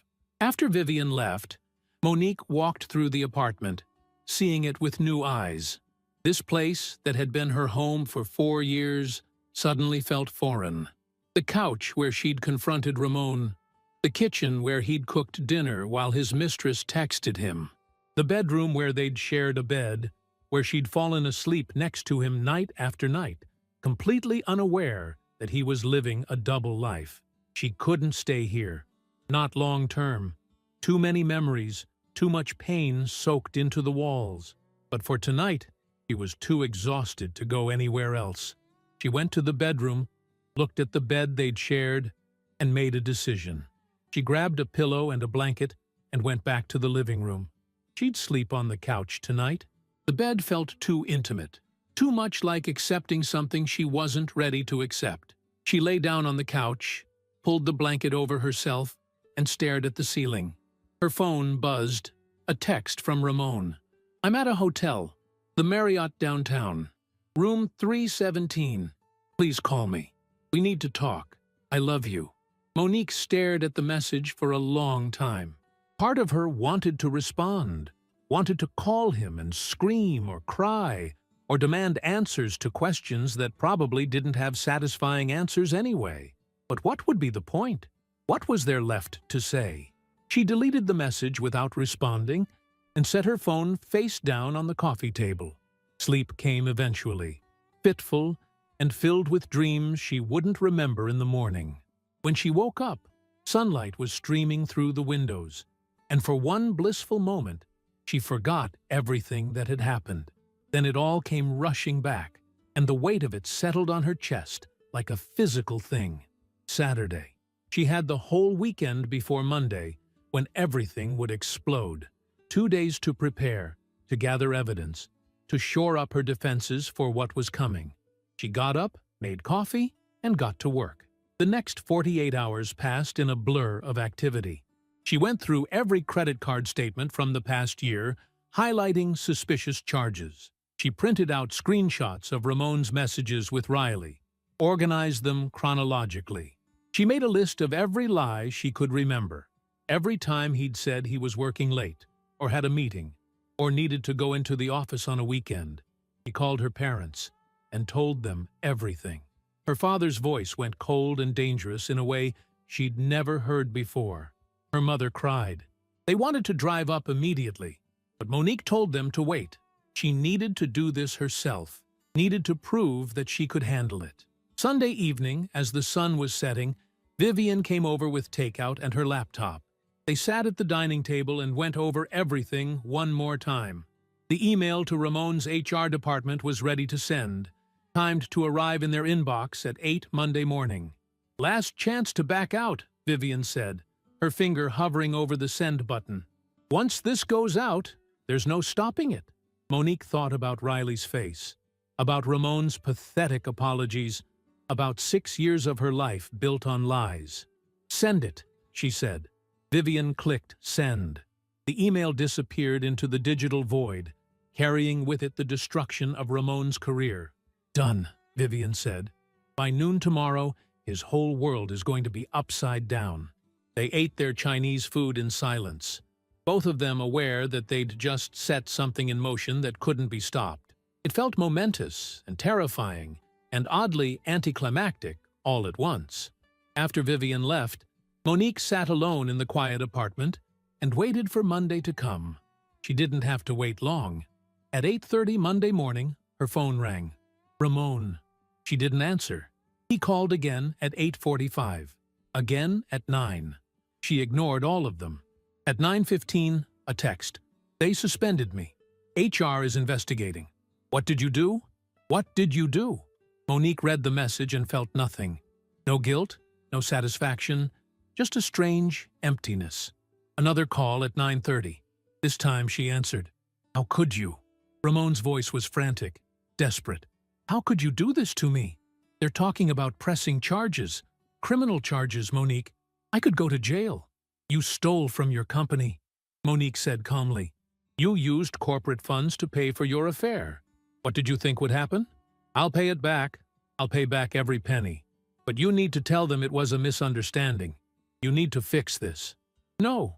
"No? What do you mean, no?" "Monique, this is my career, my entire future. You're going to destroy me over one mistake? I'm not destroying you, Ramon. You destroyed yourself. I'm just making sure everyone knows what you did. Please," his voice broke, "please don't do this. I'm begging you. I'll do anything. We can go to counseling. I'll cut off all contact with Riley. I'll do whatever you want. Just please, call HR and tell them this was a misunderstanding. It wasn't a misunderstanding. It was theft and infidelity and lies. So many lies. I love you. I know I screwed up, but I love you. Doesn't that count for anything?" Monique looked around the apartment, at all the photographs of them together, at the life they'd built that had turned out to be a facade. "It used to," she said quietly. "It used to count for everything, but you made it count for nothing. You did that, not me." She hung up while he was still talking, still pleading. She blocked his number. An hour later, her phone rang again. Unknown number. She answered cautiously. "Mrs. Stevenson? This is Patricia Chen from Wilson and Associates HR Department. I'm calling regarding the matter we're currently investigating involving your husband." "I have nothing to say to you," Monique said. "Anything you need to know should be in the evidence that was submitted." "I understand. I just wanted to inform you that we take these allegations very seriously. Mr. Stevenson has been placed on administrative leave pending the outcome of our investigation. I also wanted to ask if you'd be willing to provide any additional information. Everything relevant has already been provided. I have nothing to add." "I see. Well, thank you for your time. If anything changes, please don't hesitate to contact us." Monique hung up and sat down on the couch, her hands shaking slightly. It was done. Really done. Ramon's career was imploding, and she was the one who'd lit the match. Her phone buzzed with a text from an unknown number. She opened it. "This is Riley. Please call off whatever you're doing. They're asking me questions. They know about us. I'm going to lose everything." Monique stared at the message, then typed back, "You were supposed to resign this morning. Why didn't you?" The response came quickly. "I was going to, but they called me into HR before I could. Now they're investigating. They're going to fire me. Please, you have to help me. I don't have to do anything. You made your choices. Now you live with the consequences." She blocked Riley's number too. The rest of Monday passed in a strange haze. Monique went to work, sat through meetings, responded to emails, all while her phone continued to blow up with calls from numbers she didn't recognize. Ramon's friends, probably. His family, maybe. She ignored all of them. At 5, she got a call from Vivian. "Have you heard?" "Heard what?" "Ramon was officially terminated an hour ago." for cause. They're also considering whether to press criminal charges for the expense fraud. Monique sat down at her desk, suddenly lightheaded. That was fast. The evidence was pretty clear. Once HR started digging, they found even more irregularities. Apparently, this wasn't the first time he'd misused company funds, just the most egregious. What about Riley? Her internship was terminated too. Violation of company policy regarding relationships between supervisors and subordinates. She won't be getting a reference from them. Good. How are you holding up? I don't know, Monique admitted. I thought I'd feel something. Victory, maybe, or satisfaction, but I just feel empty. That's normal. You're grieving, not just for your marriage, but for the life you thought you had. It takes time. What happens now? Now we file for divorce. We use all of this as leverage to get you the best possible settlement. Ramon is going to be desperate, unemployed, probably facing criminal charges. He'll sign whatever we put in front of him just to make it go away. And that's exactly what happened. The divorce papers were filed Wednesday. Ramon signed them without contest the following week. He gave Monique everything. The apartment, the savings account with her parents' money, half of his retirement fund, half of their investment portfolio. He agreed to pay all the legal fees. He agreed to everything because he had no choice, no leverage, no way to fight back. The apartment sold 3 weeks later for more than they'd paid for it. After paying off the mortgage and splitting the proceeds, Monique walked away with enough money to put a down payment on a smaller place in a quieter neighborhood. Ramon's company decided not to press criminal charges, probably to avoid the publicity. But they did report him to industry regulators, which meant getting another job in his field was going to be nearly impossible. 3 months after the divorce was finalized, Monique stood in the doorway of her new apartment and smiled. It was smaller than the place she'd shared with Ramon, just a 2-bedroom in a quieter part of the city, but it was entirely hers. Every piece of furniture, every decoration, every choice had been made by her alone. No compromises, no considering what someone else might want, just her taste, her style, her life. The walls were painted a soft sage green that she'd always loved, but Ramon had said was too feminine. The couch was cream-colored linen, impractical but beautiful, the kind of thing she never would have bought when she had to worry about someone else spilling things on it. Plants lined the windowsills, thriving in the natural light that poured through the large windows she'd specifically chosen this apartment for. It was the first Saturday of October, and the air coming through the open balcony door carried the crisp promise of autumn. Monique had spent the morning at the farmer's market, the same one she used to go to with Ramon. Except now she went alone, and it felt like freedom instead of loneliness. She'd bought fresh flowers, heirloom tomatoes, a loaf of sourdough bread that was still warm from the oven. Her phone buzzed on the kitchen counter. A text from Vivian. "Lunch today? I have news." Monique typed back, "Come over. I'll make sandwiches." An hour later, Vivian arrived with a bottle of wine and a knowing smile. They sat on Monique's new couch, eating lunch and catching up the way they'd been doing every week since the divorce. These Saturday lunches had become a ritual, a reminder that Monique wasn't alone even when she felt lonely. "So," Vivian said, setting down her wine glass, "I heard something interesting through the legal gossip mill yesterday. About Ramon? About Ramon and Riley, actually." Monique's stomach tightened. She'd worked hard not to think about either of them, had blocked their numbers and avoided any mutual friends who might bring them up. Hearing their names still stung, even now. "I'm not sure I want to know. Trust me, you want to know this." Vivian leaned forward. Apparently Riley tried to sue Ramon, claimed he'd promised her things, led her on, damaged her professional reputation. She wanted compensation for her lost internship and future career prospects. Did she win? The case was dismissed. No lawyer would take it seriously. But here's the interesting part. During the proceedings, it came out that Ramon had been telling Riley he was going to leave you, told her they'd be together officially, that he'd marry her once the divorce was final, promised her all sorts of things. Monique felt a bitter laugh rise in her throat. Of course he did. That's what men like him do. They promise everything to everyone and deliver nothing to anyone. Well, Riley apparently believed him. When he lost his job and couldn't follow through on any of those promises, she felt betrayed. Hence the lawsuit. Vivian took a sip of wine. From what I heard, Ramon is working at a call center now, making about a third of what he used to make, living in a studio apartment in a pretty rough part of town. Monique tried to feel something about that. Satisfaction, maybe, or vindication. But mostly, she just felt tired. And Riley? Last I heard, she moved back to her hometown, lives with her parents, works at a local retail store. Her dreams of a big career in the city are pretty much dead. They sat in silence for a moment, both contemplating the wreckage of lives that had imploded from poor choices and selfish decisions.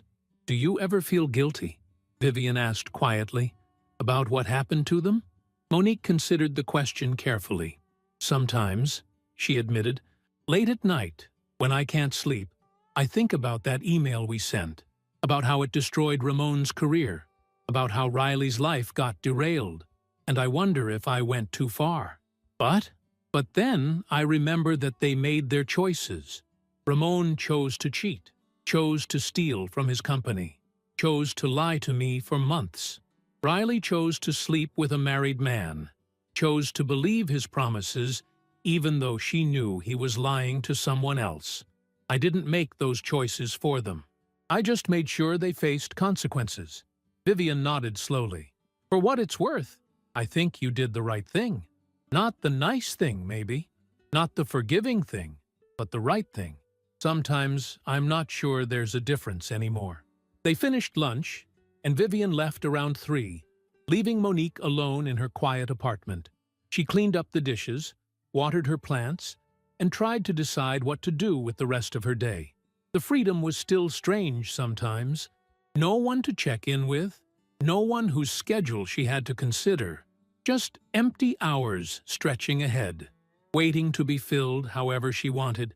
She decided to go for a walk. The neighborhood was beautiful in autumn. Tree-lined streets with leaves turning gold and red. She'd discovered a small park a few blocks away, with a pond and walking trails and benches where you could sit and watch the ducks. As she walked, her mind drifted back over the past few months. The immediate aftermath of the divorce had been brutal. There had been days when she couldn't get out of bed, when the weight of everything that had happened felt too heavy to carry. Days when she questioned every decision she'd made, wondered if she should have tried harder to save her marriage, been more forgiving, less vindictive. But slowly, almost imperceptibly, things had started to shift. The bad days came less frequently. The moments of peace grew longer. She'd thrown herself into her work and gotten that promotion to senior director she'd been hoping for. The raise that came with it had helped her afford this new apartment, had given her a sense of security she hadn't realized she'd lost. She'd also started therapy, something she probably should have done years ago. Dr. Martinez had helped her understand that what she'd experienced wasn't just infidelity. It was betrayal on multiple levels. The loss of trust. The gaslighting when Ramon had made her feel crazy for suspecting things that turned out to be true. The erosion of her self-worth as she'd tried to figure out what was wrong with her that had made him look elsewhere. "You didn't make him cheat?" Dr. Martinez had said during one session. "His infidelity had nothing to do with your worth and everything to do with his character. Remember that." Monique had written those words down, taped them to her bathroom mirror where she'd see them every morning. Some days, she believed them. Other days, she still struggled. She reached the park and sat on her favorite bench, the one with a view of the pond. A family was feeding the ducks, a mother and father with 2 small children who squealed with delight every time a duck came close. Monique watched them with a complicated mix of emotions. She'd wanted that once. A family, children, the whole picture of domestic happiness. She and Ramon had talked about it, had been planning for it. Now she was 39, divorced, starting over. The future she'd imagined had evaporated, and she was still figuring out what the new future would look like. Her phone buzzed, an email notification. She almost ignored it, then saw the sender's name, and her heart stopped. Ramon. She hadn't heard from him directly in months, not since the divorce was finalized. He'd been blocked on everything, but apparently he'd created a new email address just to contact her. Against her better judgment, she opened it. Monique, I know you don't want to hear from me. I know I have no right to contact you after everything I did, but I need you to know something. I need you to understand that I'm sorry. Not the kind of sorry I said that night when you caught me, when I was just trying to save myself, but real sorry. The kind that comes from understanding what I lost and why I lost it. I'm not asking you to forgive me. I'm not asking for anything at all. I just need you to know that you were right about everything. About me being selfish and cowardly. About Riley being disposable. About me not appreciating what I had until it was gone. I lost my job because of my own choices. I lost you because of my own choices. I destroyed my own life, and I can't blame anyone but myself. And the worst part is knowing that I hurt someone who never deserved to be hurt. Someone who loved me and trusted me and built a life with me in good faith. You were an amazing wife. You were loyal and supportive, and you made our house a home. And I threw it all away for something that wasn't even real, for an illusion that felt exciting in the moment, but turned out to be nothing at all. I don't expect you to respond to this.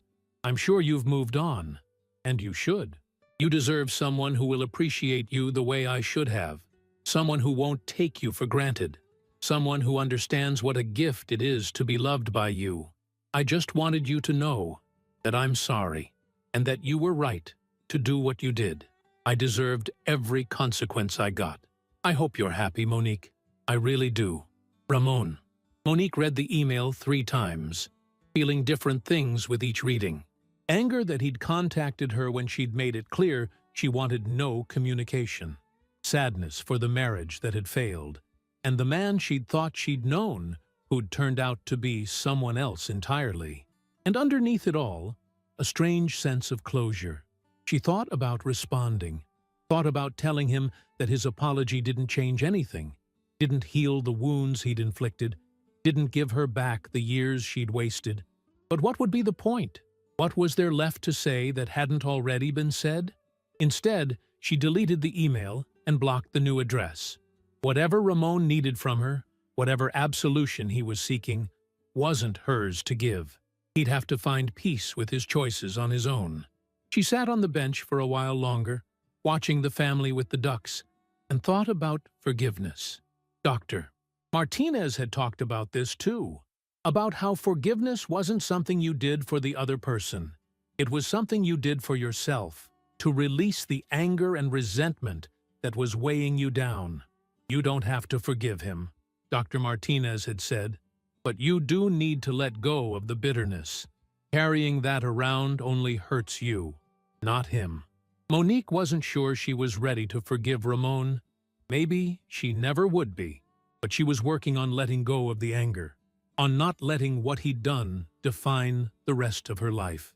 As the sun began to set, painting the sky in shades of orange and pink, Monique's phone buzzed again. This time it was a message from a number she didn't recognize, but the preview made her smile. Hi, Monique. This is Jessica Chen from the Women in Business Leadership Conference. We received your application to be a speaker at our November event, and we'd love to have you present on navigating career transitions and personal reinvention. Would you be available for a call this week to discuss details? Monique had submitted that application on a whim 2 weeks ago, encouraged by her therapist who'd said she should start sharing her story. Not the details of the divorce, but the broader narrative of rebuilding after loss, of finding strength in difficult circumstances, of choosing to move forward even when it felt impossible. She typed back, "Yes, I'd be honored. I'm available Tuesday or Thursday afternoon." The response came quickly. "Perfect. Tuesday at 2 works for me. Looking forward to speaking with you." Monique stood up from the bench and started walking back to her apartment. But this time, her steps felt lighter. She was going to be a speaker at a professional conference. Her expertise and experience were valued. People wanted to hear what she had to say. When had that shift happened? When had she gone from feeling like a victim of circumstance to feeling like someone who had survived something difficult and come out stronger? She couldn't pinpoint an exact moment. It had been gradual, almost imperceptible, like watching a sunrise, where you don't notice the sky getting lighter until suddenly you realize you can see clearly. Back at her apartment, Monique made herself dinner. Just a simple pasta with the tomatoes from the farmer's market, fresh basil, good olive oil. She ate on her balcony, watching the city lights come on as darkness fell. No one to cook for but herself. No one to please but herself. No one to consider but herself. For the first time in a long time, that didn't feel lonely. It felt peaceful. Her laptop was open on the coffee table inside, and after she finished eating, she sat down and opened a new document. If she was going to speak at this conference, she needed to organize her thoughts, needed to figure out what message she wanted to share with other women who might be going through their own difficult transitions. She started typing. 18 months ago, I discovered my husband was having an affair. That discovery set off a chain of events that would completely dismantle the life I thought I had and force me to rebuild from scratch. Today, I'm going to tell you why that was the best thing that ever happened to me. She paused, reread what she'd written, and smiled. It was true. She wouldn't have believed it 6 months ago, 3 months ago, maybe not even a month ago. But sitting here in her apartment, in her new life, she could honestly say that losing her marriage had led to finding herself. The woman she'd been with, Ramon, had been smaller somehow, always considering his opinions, his preferences, his needs, always smoothing over conflicts, making excuses, trying to be the perfect wife. She'd lost herself in the process of being what she thought he wanted. Now she was just Monique, not someone's wife, not half of a couple, just herself, figuring out what she wanted and what made her happy without filtering it through someone else's expectations. She wrote for 2 hours, the words flowing easier than she'd expected. She wrote about the shock of betrayal, the anger that had consumed her, the careful planning of her revenge. She wrote about the satisfaction of watching consequences unfold and the emptiness that had followed. She wrote about the slow, painful work of rebuilding, of learning to trust herself again, of discovering who she was without the identity of wife to define her. When she finally stopped, she had 5 pages of raw, honest reflection. It would need editing, shaping, refining before it was ready for public consumption. But the core was there, the truth of her experience. She saved the document and closed her laptop. It was after 11, later than she usually stayed up, but she didn't feel tired. She felt energized, alive in a way she hadn't felt in years. On impulse, she opened her email and scrolled back to find a message she'd received 2 weeks ago, an invitation from a college friend to a reunion dinner next month. She'd initially declined, not ready to face questions about her divorce, not wanting to be the tragic figure who showed up alone while everyone else brought spouses and shared stories of their happy lives. She hit reply and typed, "Actually, I've changed my mind. Count me in. Looking forward to seeing everyone." Because she was done hiding. Done feeling ashamed of something that wasn't her fault. Done letting Ramon's choices dictate how she lived her life. The next few weeks passed in a blur of activity. The speaking engagement was confirmed, and Monique spent her evenings refining her presentation. She practiced in front of Vivian, who gave honest feedback, and helped her strike the right balance between raw honesty and professional polish.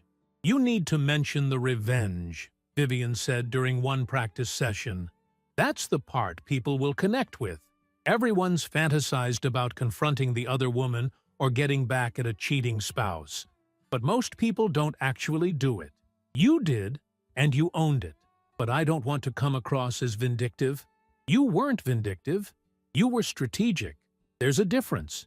You took control of a situation where you'd been powerless. That's not revenge. That's justice.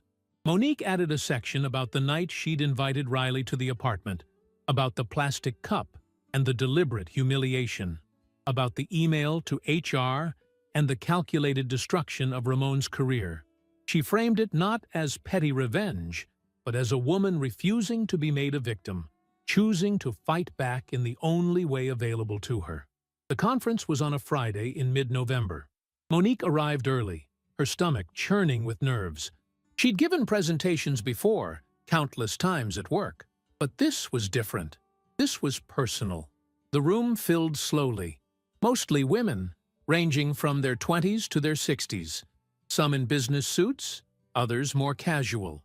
All of them looking for something, some piece of wisdom, or inspiration, or validation. When it was time to start, Monique took a deep breath and walked to the podium.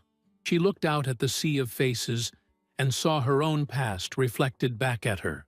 Women who'd been hurt, who'd been betrayed, who were trying to figure out how to move forward. "My name is Monique Stevenson," she began, "and I want to tell you about the worst and best thing that ever happened to me." She spoke for 45 minutes, telling her story with unflinching honesty.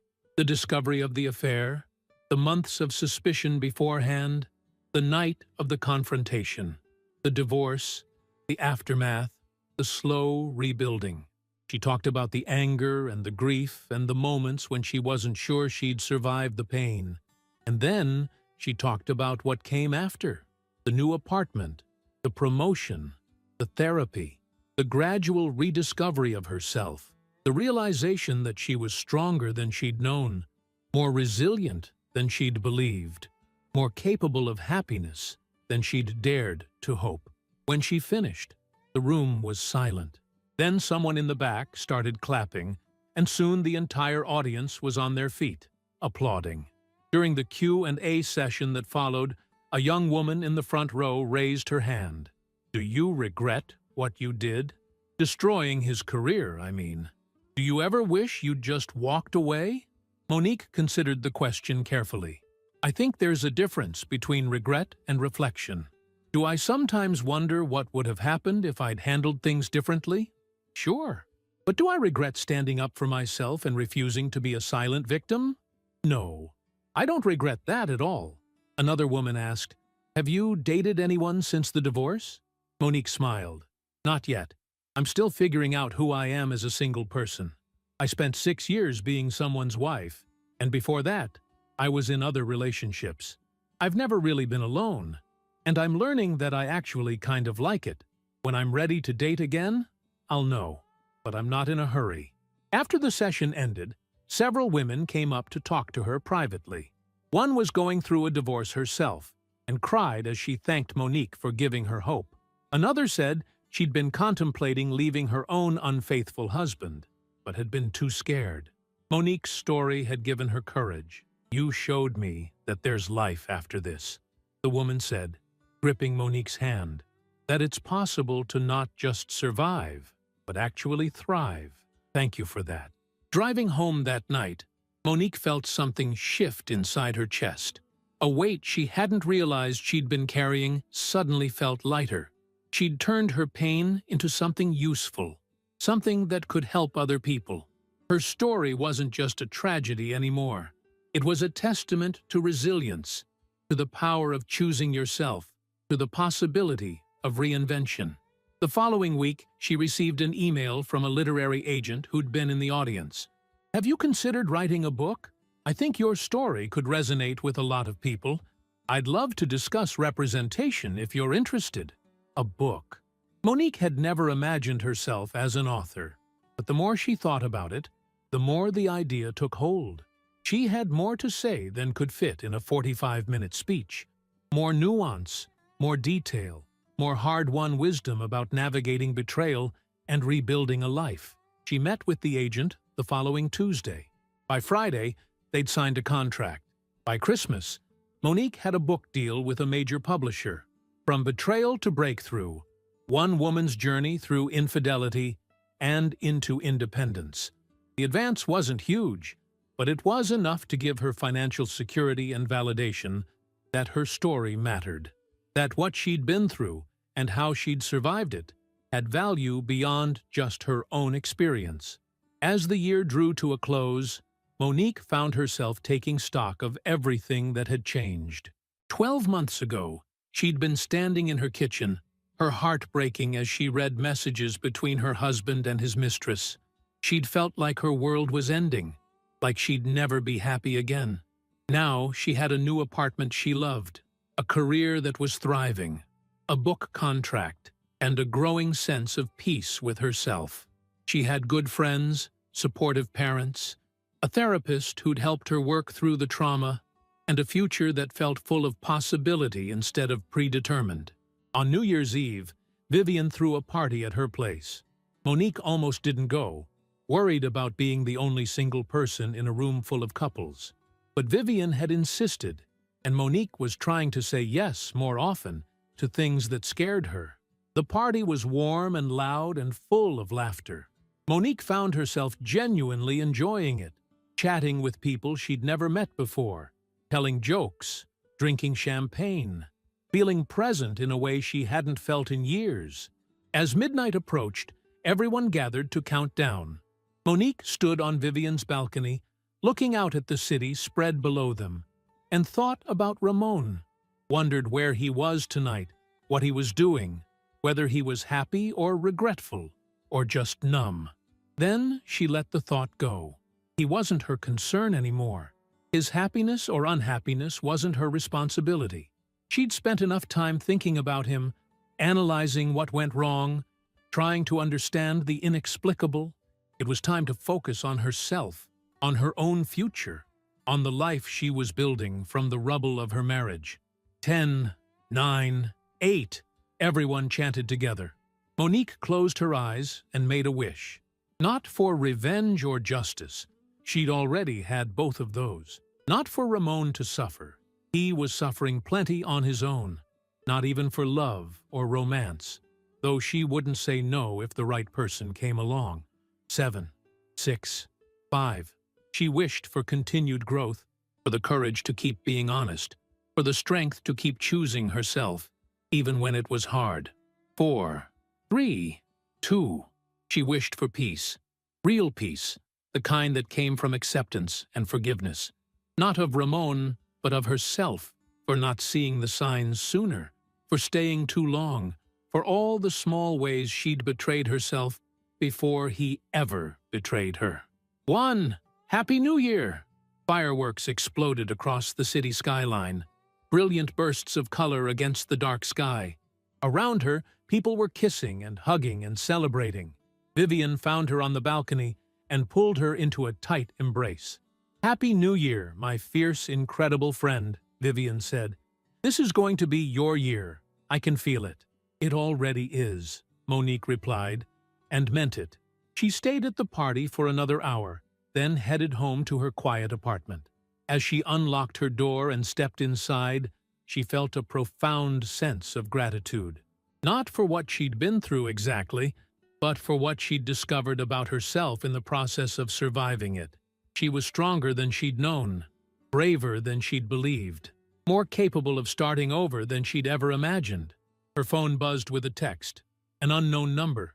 For a second, her stomach clenched, wondering if it was Ramon again. But when she opened it, she saw it was from someone who'd been at her conference presentation. "I just wanted to thank you again for sharing your story. I filed for divorce today. It was the hardest thing I've ever done, but your words gave me the courage I needed. You showed me that there's life after betrayal, that I don't have to stay stuck in something that's killing me. Thank you for being brave enough to tell the truth. You probably saved my life." Monique read the message 3 times, tears streaming down her face. But they weren't sad tears. They were tears of gratitude and purpose, and the profound realization that her pain hadn't been pointless. It had been transformed into something that could help others, could light the way for women who were still lost in the dark. She typed back, "You did the hardest part yourself.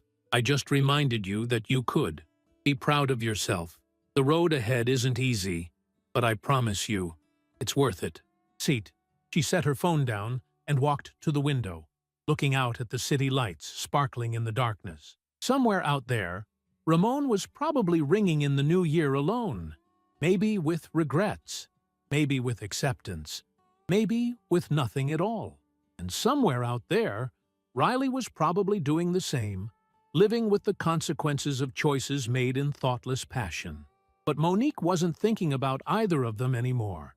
She was thinking about the book she was writing, the presentations she was giving, the women she was helping. She was thinking about the promotion she'd earned, the apartment she loved, the life she was creating on her own terms. The price of betrayal had been high. It had cost her a marriage, 6 years of her life, and countless nights of tears and rage and grief. But in paying that price, she'd bought something precious: her self-respect, her independence, her understanding of her own worth.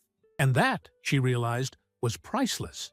Monique Stevenson, 39 years old, divorced, author, speaker, senior director at a marketing firm, and most importantly, herself. Not someone's wife, not someone's victim, just herself, whole and complete and free. The betrayal had been devastating. The consequences had been brutal. But the cost had been paid in full by those who chose to betray, not by the one who was betrayed. And that made all the difference. She smiled at her reflection in the window, raised an imaginary glass in a toast to herself, and whispered into the quiet of her apartment, "Happy New Year, Monique. Welcome to the rest of your life." Outside, fireworks continued to light up the sky, each explosion a burst of light pushing back the darkness. And inside her small apartment, Monique felt something similar happening in her chest. Light pushing back darkness. Hope replacing despair. A future full of possibility replacing a past full of pain. She had survived the worst thing that had ever happened to her. And in surviving, she'd discovered that she was capable of more than just enduring. She was capable of thriving. The story of her marriage was over, but the story of her life was just beginning. And this time, she was writing it herself. If you enjoyed the story, leave a like and subscribe to the channel. And drop a comment below. What city are you watching from? And if your heart tells you to, feel free to leave me a tip on Buy Me a Coffee. Just check the first pinned comment. Thanks for keeping me company and for the coffee, and I'll see you in the next story.